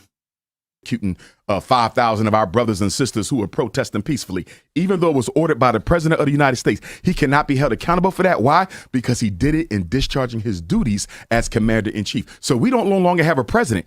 We have an emperor. We have a czar. We have a king. Because what the Supreme Court just did is said the president is beyond reproach and the president is beyond the reach of the law. That's not true, because a president can still be impeached and lose that power. So that wouldn't happen. But here's the reason why this has even become a point of contention and why a decision had to be made about this. It's because our previous two presidents, Joe Biden and Barack Obama, they used the government to go against their political enemies. So that emperor or that czar or whatever the fuck dictator that they're talking about, we just had two of them.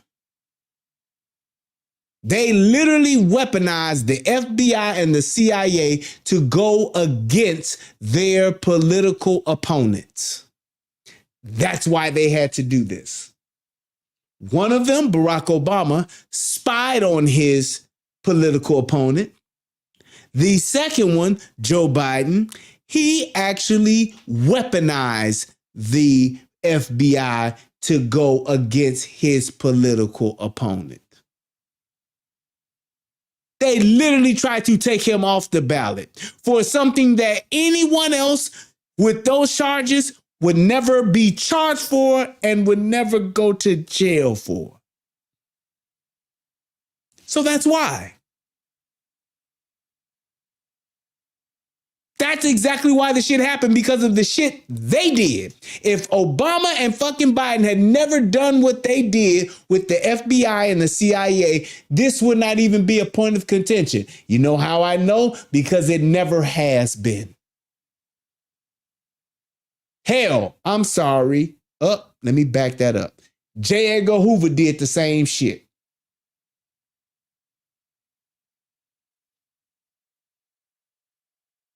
Just saying. Shout out to my man Lance. Hit your boy with $3. Appreciate it, bro. Dangerous. Yeah, and I feel like enough people aren't having that conversation. They're not having that conversation. It's weird to me. Like, I understand, talking about Biden and his bad debate performance. Yeah. I get it. Yeah. I even understand talking about Project 2025, even though it's a hypothetical. But this is happening now. Yes. And nobody's having the conversation. And for black folks, it don't matter if it's Trump or Biden. The bottom line is the president of the United States, none of whom have ever been friends of the black community, will have the ability to do what they want as long as it takes place within the execution of duty. They cannot be held criminally liable. Now, here's my thing. I wonder what are the repercussions of that on the world court when you're dealing with genocide in the Geneva Convention. So are you saying that the president of the United States cannot be held criminally responsible for crimes of genocide against humanity? That goes against the whole Geneva Convention. Mm-hmm. So I'm wondering what the UN and what the World Court has to say about the Supreme Court's decision. Mm-hmm. What are your thoughts on Donald Trump currently, and in particular the agenda that is Project 2025? The Project 2025 reminds me a lot. Remember the Newt Gingrich contract on America back at the turn of the century? It kind of reminds me of that. It is very dangerous, but when I look at Project 2025, a lot of it is already being carried out. Yeah. Here's my thing to this point. They pick which black people are good enough to be considered black. Here's what they do. They don't talk about pro-blacks, Democrats, liberals, people on the left. This is their game plan. They don't talk about shit that Democrats do that's wrong and that hurts black people. They won't mention it. They won't acknowledge it. They won't talk about it. They won't protest against it. They won't say shit. But if anybody is conservative, on the right, or Republican, every fucking thing they do that's debatable, it's the worst thing ever. They ain't black. They a coon. They trying to destroy black people. They trying to destroy democracy. They trying to stop our country. They tearing our country apart. They're just misleading us as a people, and they're trying to destroy black folks. All these motherfuckers do the same shit. There is not one motherfucker that I've ever seen that will critique some bullshit on the right, will critique a Republican, and will do the same for a Democrat or a person that's on the left. They won't do it. They just will not do it. That's how bad that they want to be right. That's how bad that they want to win. Because the Supreme Court, like Amanda said, they got a black woman that's new on there. They got that Hispanic lady, Sotomayor, that's on there. And here's the other thing. Motherfuckers say, well, Donald Trump appointed them people. He cheating. Here's the thing. Ruth Bader Ginsburg, had that bitch stepped down, Obama could have appointed one. Did the bitch do it? Nope.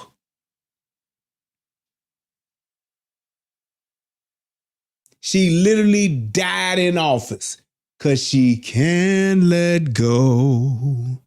She can't let go. No, no, no, no, no. Whoa, whoa, whoa. Ba, ba, ba, ba, ba, ba, ba, ba, ba. She can't let go. They could have put that motherfucker in there of they choosing. Bitch wouldn't let go. So because y'all didn't get to do the thing that Trump did, then it's corrupt and it's the worst thing ever. But when they put Ketanji Jackson in there, oh, it was great. When they put Sotomayor in there, oh, this is great. It's a wonderful thing. It's the most wonderful time of the year. It was fucking awesome then. Then the minute they do it, it's corrupt and they're trying to destroy our democracy. It's cool when they do it. It's a problem when I do it. You follow? Mm-hmm. So they want to eliminate the Department of Education. Mm-hmm. I think we talked about this probably my first visit to the Breakfast Club, where I spoke of how the U.S. Constitution does not give your child a right to an education. The word education is not in the Constitution. But many people feel like educational taxes or their taxes that go to education is too burdensome and cumbersome. And they're saying, why do I have to pay school tax when the Constitution doesn't even give nobody a right to get an education in the first place? So why am I paying for this? So a lot of people want to phase that out. Remember, when you go to white America, half of white America either don't have school-age children or don't send them to public school anyway. So they want to completely blot out the school tax. Not only that, the money that still remains, they want to redirect it to not charter schools, to private schools and parochial schools, which to my understanding is a violation of the separation of church and state. How can you get public money to the Catholic school?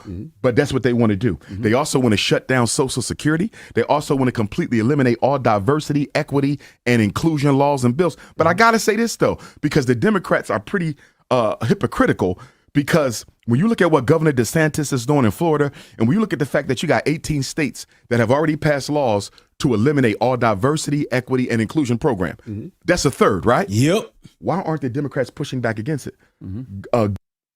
I don't know, but they shouldn't. Fuck that DEI shit.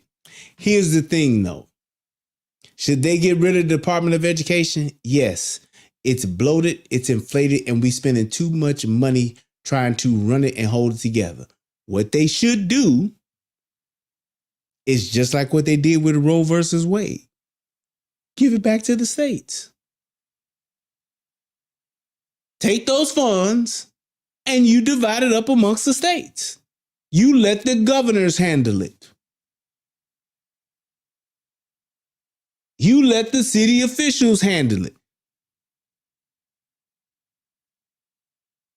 You take that money and you split it up amongst the government entities.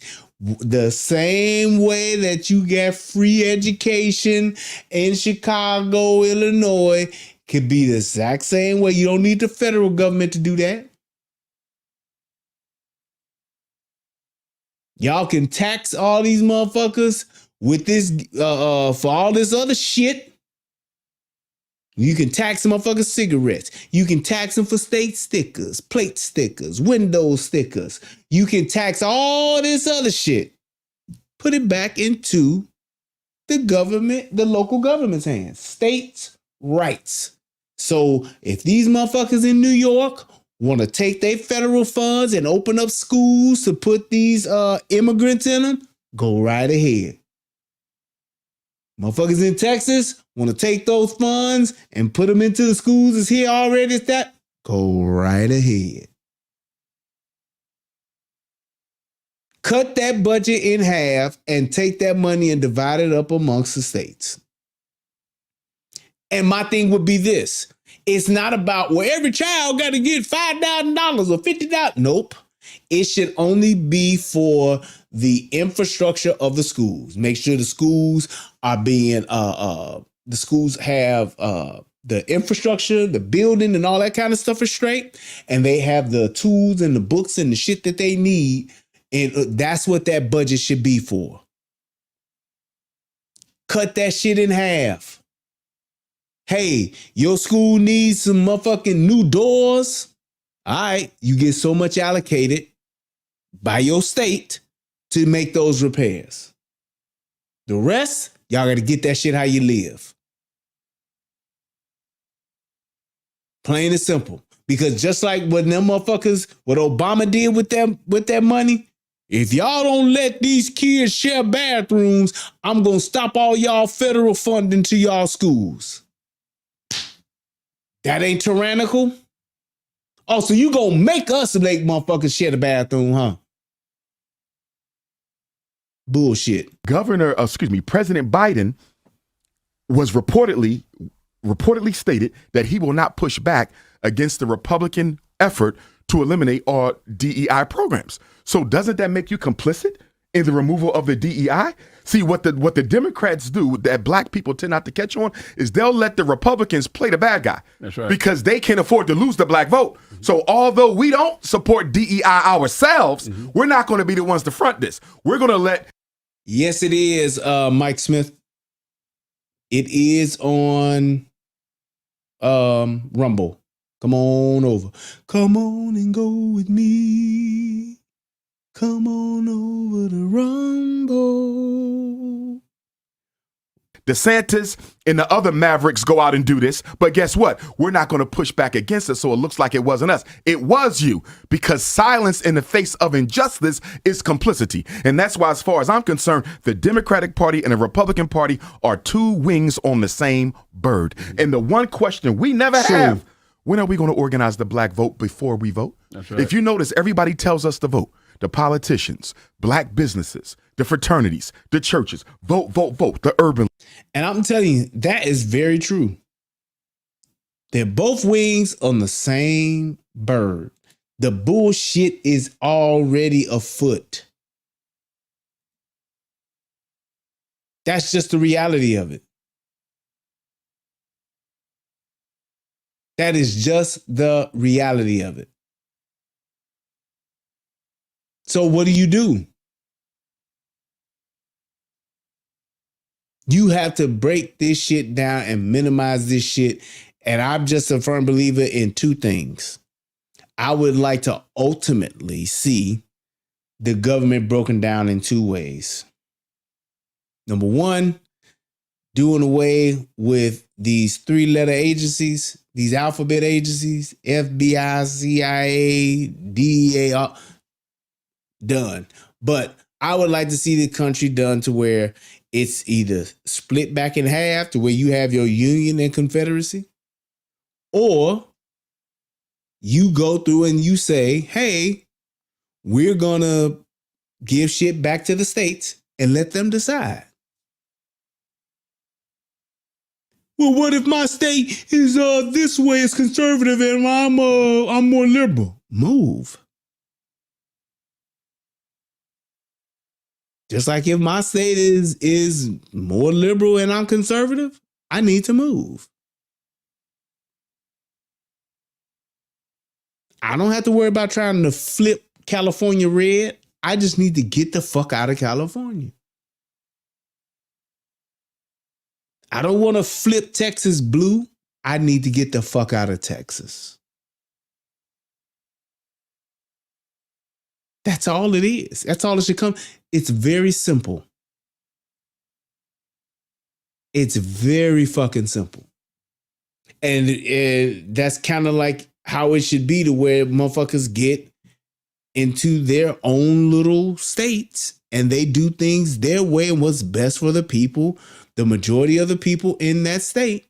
That's what they should do. Everybody be a lot more happier. You want to abort babies the day they born? Y'all do that shit in New York, Rhode Island, wherever the fuck y'all at. We ain't doing that shit down here in Texas. That's just the reality of it. We're not doing that here. I don't give, well, I have a right. Not here, you don't. Take that shit up north. Take that shit to DC. Can't do the shit here. Sell your house, sell your car, whatever the fuck you gotta do, get your U-Haul, ride your ass on, go to California, and you can do all that shit. You can have an abortion right there on the street in motherfucking Skid Row. No problem. Just saying. League, the NAACP, Congressional Black Caucus, vote, vote, vote. Why do you think nobody never says organize the black vote before you vote? So we vote as a block. So politicians know we're doing this as a people. You know why? If we voted as a block, Envy, we could hold people accountable. See, if I vote as a block, I can hold Eric Adams accountable. I can hold Brandon Johnson accountable. I can hold Kamala Harris accountable because she know we went to the polls as a people, united in oneness. But when you vote as individuals, schizophrenic, disorganized black votes, who you gonna hold accountable, Envy? The man could do what he want. You voted alone. You didn't link your vote with nobody. What can you do to me? You say you go to Joe Biden, what you gonna do about police genocide? What can you do to me? You voted by yourself. If you notice, political power is all about mass organization. If you're not organized, your vote only matters to the person you're electing. It'll never matter to us. Why don't you think we have organization? I was watching, I can't remember, I think it was maybe Godfrey. Godfrey was talking about we just can't organize, even as organized crime. Like there's the Russian mafia, there's the Chinese mafia, there's the Irish mafia, there's the Italy, the Italian mob. We won't get there because we can't even do that in our own communities. We can't even vote for the aldermen together. We can't even vote for the mayor together. Because, and it's not because that we can't get together, it's because of My old famous adage, it's because of feel-good politics. That's why we can't come together and vote for the person or the group that's best going to serve us, because if they don't make us feel good, they can't win. You can't win, child. You can't get even, and you can't get out the game. If you can't make me feel good, we not voting. I don't care if you black, you white, you gotta make me feel good. Yeah, yeah, yeah.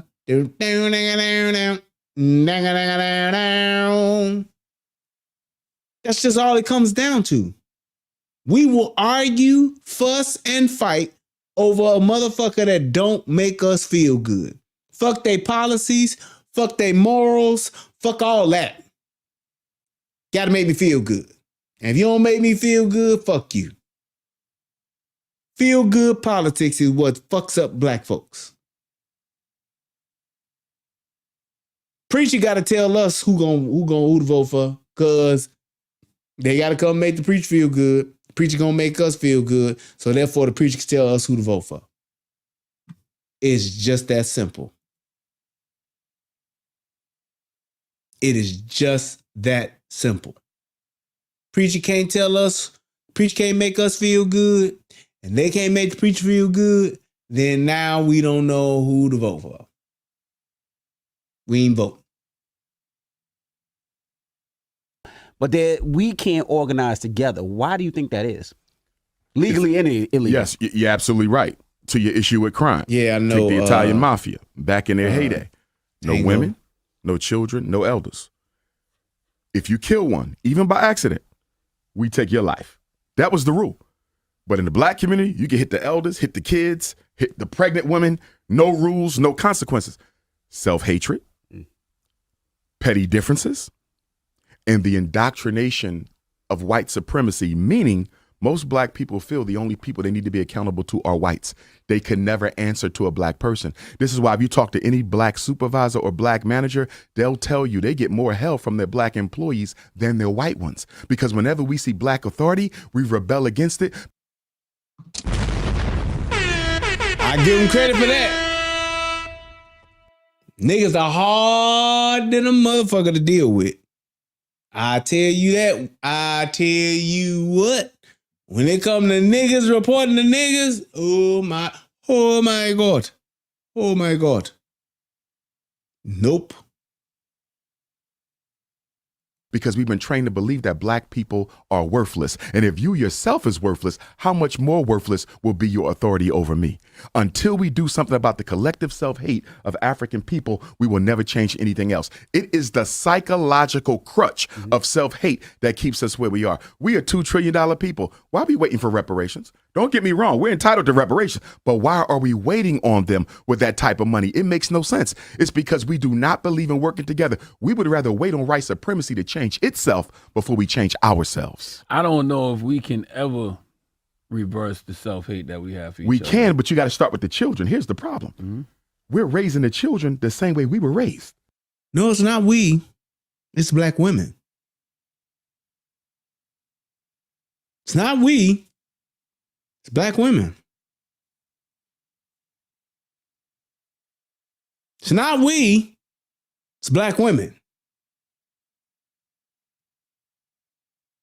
You see that? I look at the way somebody just sent me the video the other day of 3 girls stomping out this crossing guard. I mean, stomping her out, tried to kill her. I don't know what happened. Tried to kill her, right? Where did the children get that? Where did they get this thing to self-destruct, crash out on each other? They're taught it in their homes. And this is why when I first conceptualized the FDMG Academy, I said I want a residential school. I don't want them to come home. You know why? Because I know the sickness is in the home. This is not in your DNA. It's passed down intergenerationally. So how can I marry the person that I know is what you're saying just because they're black? How can I do that? I totally agree with him. He got that shit right. Yes, I believe that these kids in these fucked up hood ass schools should be at a school where they are on campus 24/7. Because I know what it's like for these kids to be going to school hungry, for these kids to be going to school, and when they go home, they parents on heroin. When these kids go home, ain't no food in the house. When these kids go home, somebody trying to fuck on them. When these kids go home, somebody trying to beat on them until they dead. When they go home, somebody's trying to do any type of fuckery you can think of, chaining them up, tying them up, not feeding them. Yes. But this is the same motherfucker we supposed to be with so we can say we got black pride though. Ain't we lucky we got him? Black pride, man.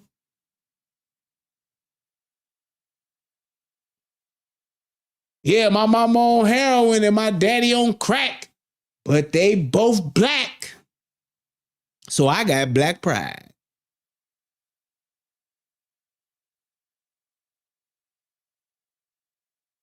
That's just what that is. From grandparent to parent, from parent to child. So if we want a new mindset, if we want a new consciousness, if we want a new program or platform, you have to train the children. There's an African. And my question would be, who's going to train them? The same fucked up people that done fucked them up already?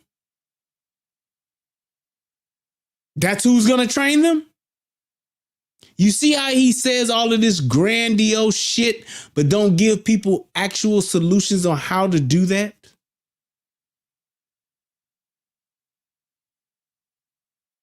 We gonna get the same fucked up single mamas to raise the kids up and train them the right way in which they should go. Yeah. Yeah, okay. Does Umar live in a black community? Come on here now. He's probably out and about so much that if he did, it really don't matter, but I doubt it. If he is in a black community, he ain't in the hood where the niggas reside, where the niggas reside, where the niggas reside, where the niggas reside, where the niggas reside. Nope. Proverb that says whenever a new black baby is born, that's a message from God that he hasn't given up on African people yet. But until we start doing something with the children differently than what was done with us, nothing will ever change. It starts with the next generation. How about if we give them both parents in the home? Would that not help and make a bit of difference? Even if they was white?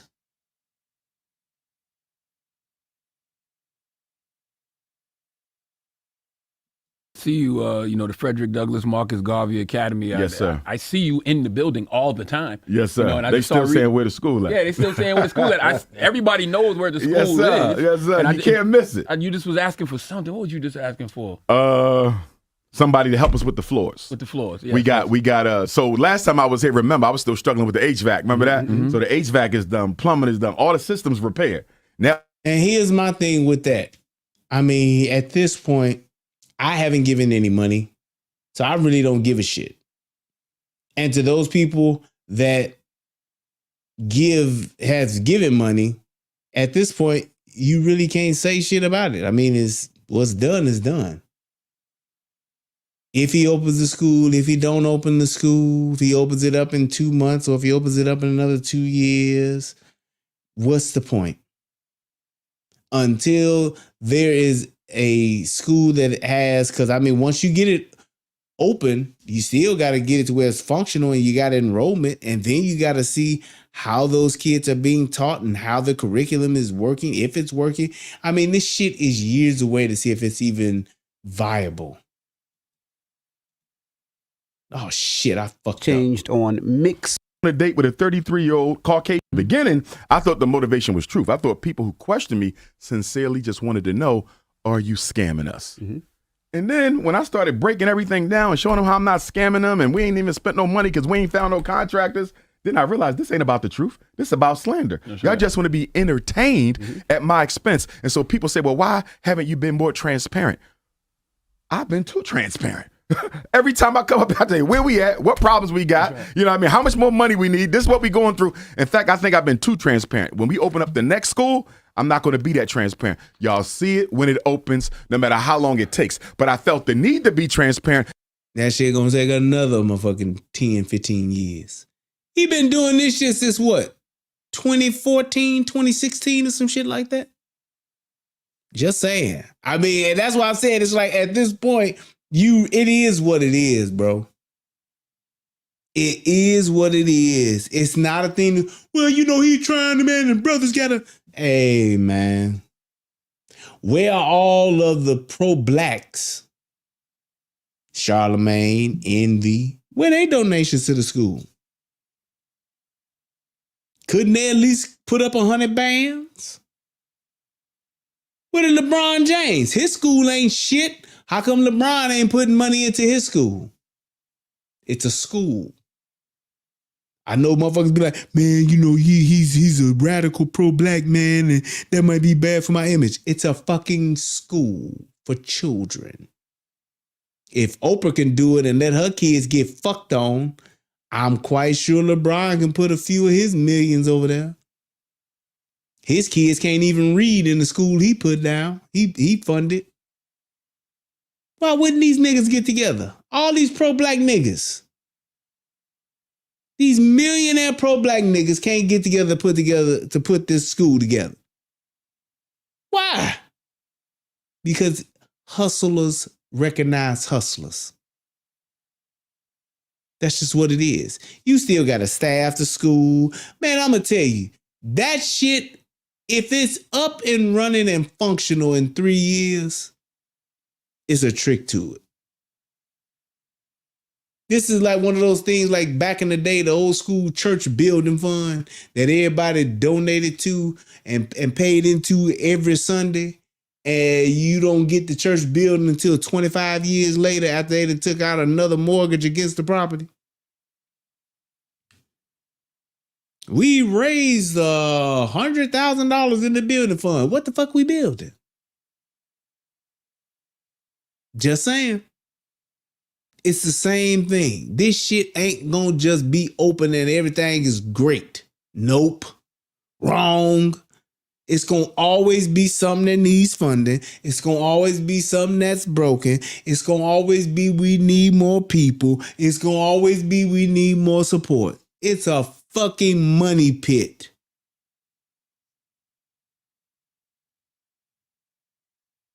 They going to do more money spending than educating at the end of the day when it's all said and done. That's just what it is. Because I didn't want to lose my loyal supporters. Because remember, most of our FDMG donors, they are repeat donors. Very few people have only donated one time. These people who are questioning me, they've never donated at all, ain't got children going to the school, don't live nowhere near Wilmington, Delaware. You understand me? So they're just doing this for kicks and giggles. And that in itself, the school is in Delaware. And I get it. I don't think that really matters because it's a boarding school, but how many parents are going to send their kids to that boarding school? And I promise you, they're going to have to pay some type of tuition. Just saying. How does this shit actually work? Like it's one thing to say you funding a school. It's a whole nother thing the way you got your own school and you doing all this shit yourself. It's all in-house curriculum and everything. It's a whole nother monster. Okay, I said it was 2014 when this shit started. 10 years. Takes 10 years just to do one thing. It takes 10 years just to do one thing. It takes 10 years just to do one thing.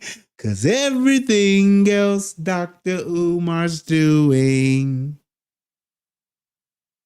That's just what it is, man. It's a hustle. It's a part of the hustle. Like Operation Push. It's another part of the hustle. That's all it is. You want to be down with Push? Donate to Operation Push. You helping black folks? Donate there. Because if you don't, we're going to shake you down and say that you're a racist company and you won't help a black organization. So if you ain't giving us no money to steal, then we going to say that you racist. Right. The YouTubian struggle streamers. They will slander my project. These YouTubian struggle streamers, that's what they are. YouTubian struggle streamers. They will slander my project. That is actually funny. That motherfucker said YouTubian struggle streamers. I guess, but whatever. Get an extra 100 views. Yeah. Literally, you go to they pay. You did all that for 100 views, you thirsty struggle streamer. Yeah. You see what I'm saying? So my thing is, don't even feed them. Stay focused on the work. I was going to ask you, what were your thoughts on Diddy and everything that's going on with Diddy? We know what he did was horrific. Yes. But what are your thoughts on everything that's happening with Diddy? Yes, sir. That's all you say. If Kathy was dark skinned, it wouldn't even have been I believe that. Absolutely. And this is where I'm going to wrap up part one at right here because we had almost 2.5 hours. But listen to what this nigga says. Horrific. Indefensible. But the response from the black community, Envy and Charlemagne, I believe is somewhat hypocritical. And the reason I say that is 40% of domestic abuse victims are black women. Black women are being beat on by on a regular basis. The femicide rate for black women is going through the roof. A black woman is 3 times as likely as any other woman to be murdered by her lover. Black or white. Y'all saw what happened with the sister in Milwaukee. 19-year-old black sister, about a month or two ago, went on a date with a 33-year-old Caucasian man.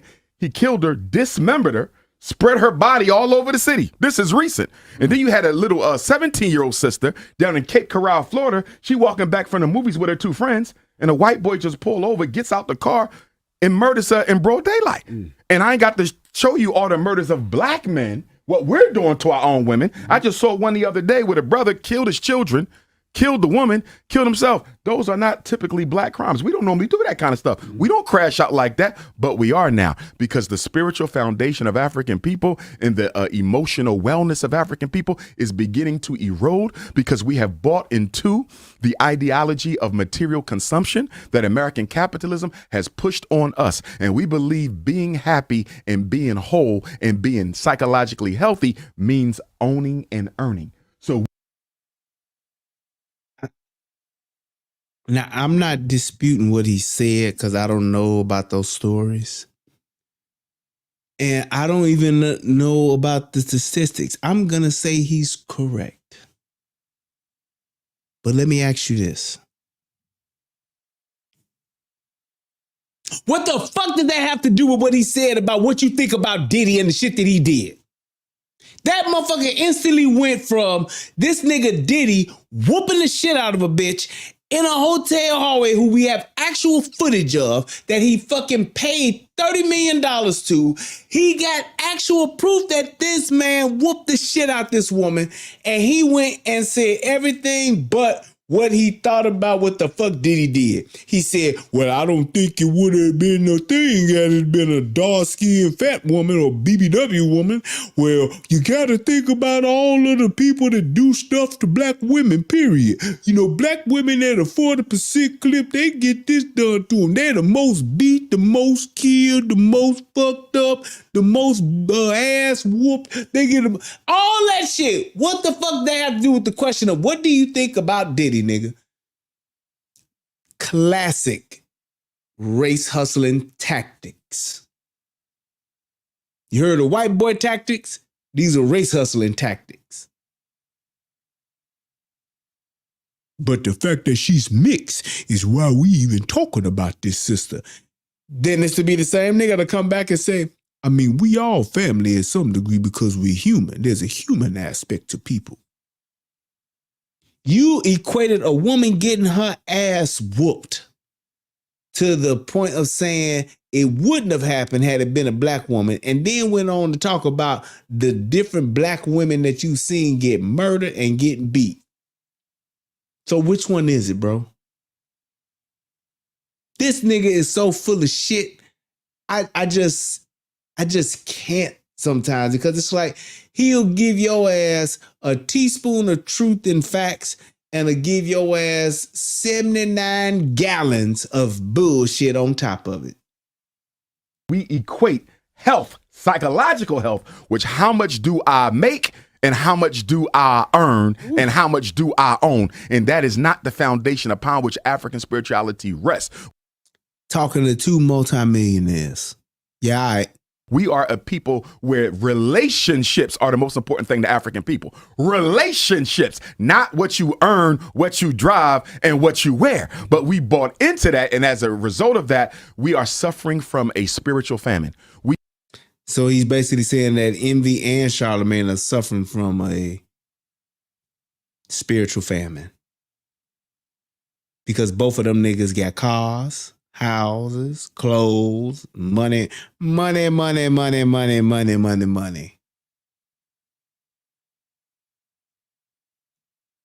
Just saying. We are a spiritually infamished people, and we're not recognizing it. And this is why rich blacks, as well as poor blacks, are equally likely to commit suicide or crash out on somebody else and take their life. Mm-hmm. So my thing is, when are we going to get back to valuing relationships and people more than the things that we own? That is a very big problem with us. So back to Diddy. What's your thoughts? Back to Diddy. Mm-hmm. It's hypocritical, Envy. Yeah, to ask the question again.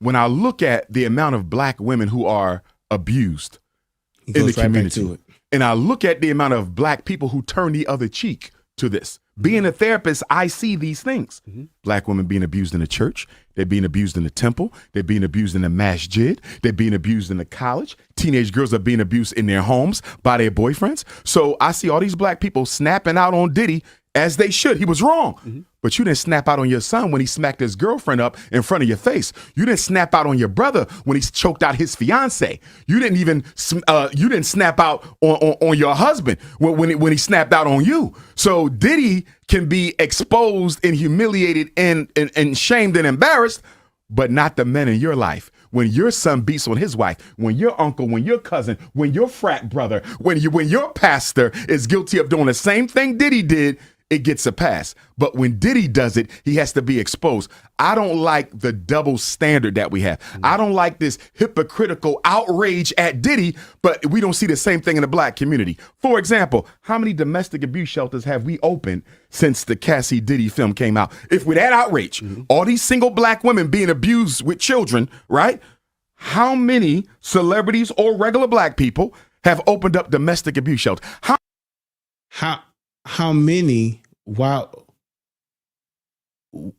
wouldn't that be for black people to do? He's literally, and with that being said, I just thought about this because even when I watched it earlier, I didn't think about it. Diddy must have gave this nigga some money, or somebody in his camp then gave this nigga some money. Because this nigga has refused to just talk about what Diddy did. Diddy did. Did. Why not just talk about that? Why not just talk about it? And my thing would be this. Okay, nigga, if that's what you're saying, turn your school into a shelter.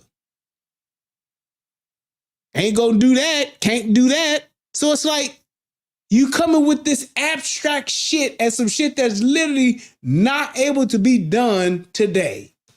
And all we asked you was, hey man, what you think about Diddy and what he did? It's like simple. Man, it's real fucked up. He got some mental illness shit happening going on with it. Hey, I hope he get help, but that motherfucker gonna have to pay for what he did. That's fucked up. Why not just leave it like that? Right, Pri. That nigga said he's stanky legging all around that question. Nigga, that nigga all around that question. It's like these niggas are just, you just have no integrity, bro. Call it what it is and just say what it is. The shit Diddy did was fucked up. Period. You see the footage of him fucking her up. What's wrong with saying that? All right, man, I'm going to pause right here, and then I'll come back with part 2. I don't know if I'm going to do it tonight or if I'm going to do it tomorrow, but you'll definitely get it. If not tonight, then you'll definitely get part 2 tomorrow. So I don't know what to say about this nigga, man. This shit is terrible, but it is what it is. I want to thank y'all for tuning in tonight. Hopefully I'll go through all, I probably won't do it until tomorrow because I got to go through and fix I got to contest this shit now because the Breakfast Club, they got special privilege to where anytime you do some shit with them, I got to figure out how to do some background music or something. Maybe I'll do that for the next video so we can get through it so it won't keep cutting the string. But I want to thank y'all for tonight. This is part 1 and part 2 will be coming tomorrow. No doubt. So I appreciate y'all. Till next time. Peace. And I'm out. Oh, and thanks you everybody for the donation. And please let this be a lesson for all y'all to go over and sign up to the Rumble channel. Please, please, please, please, please, please, please, please, please go to Rumble. Darling, please. Please, please go to Rumble. All right, man. Thank you. Yeah, that's right. Man, I'm gonna go ahead and end my show on my little punk ass channel. My little ass channel, man. I'm gonna shut this little ass channel down for the night now. Boy, I tell you, man, I appreciate y'all, man. Y'all have a good night. Later.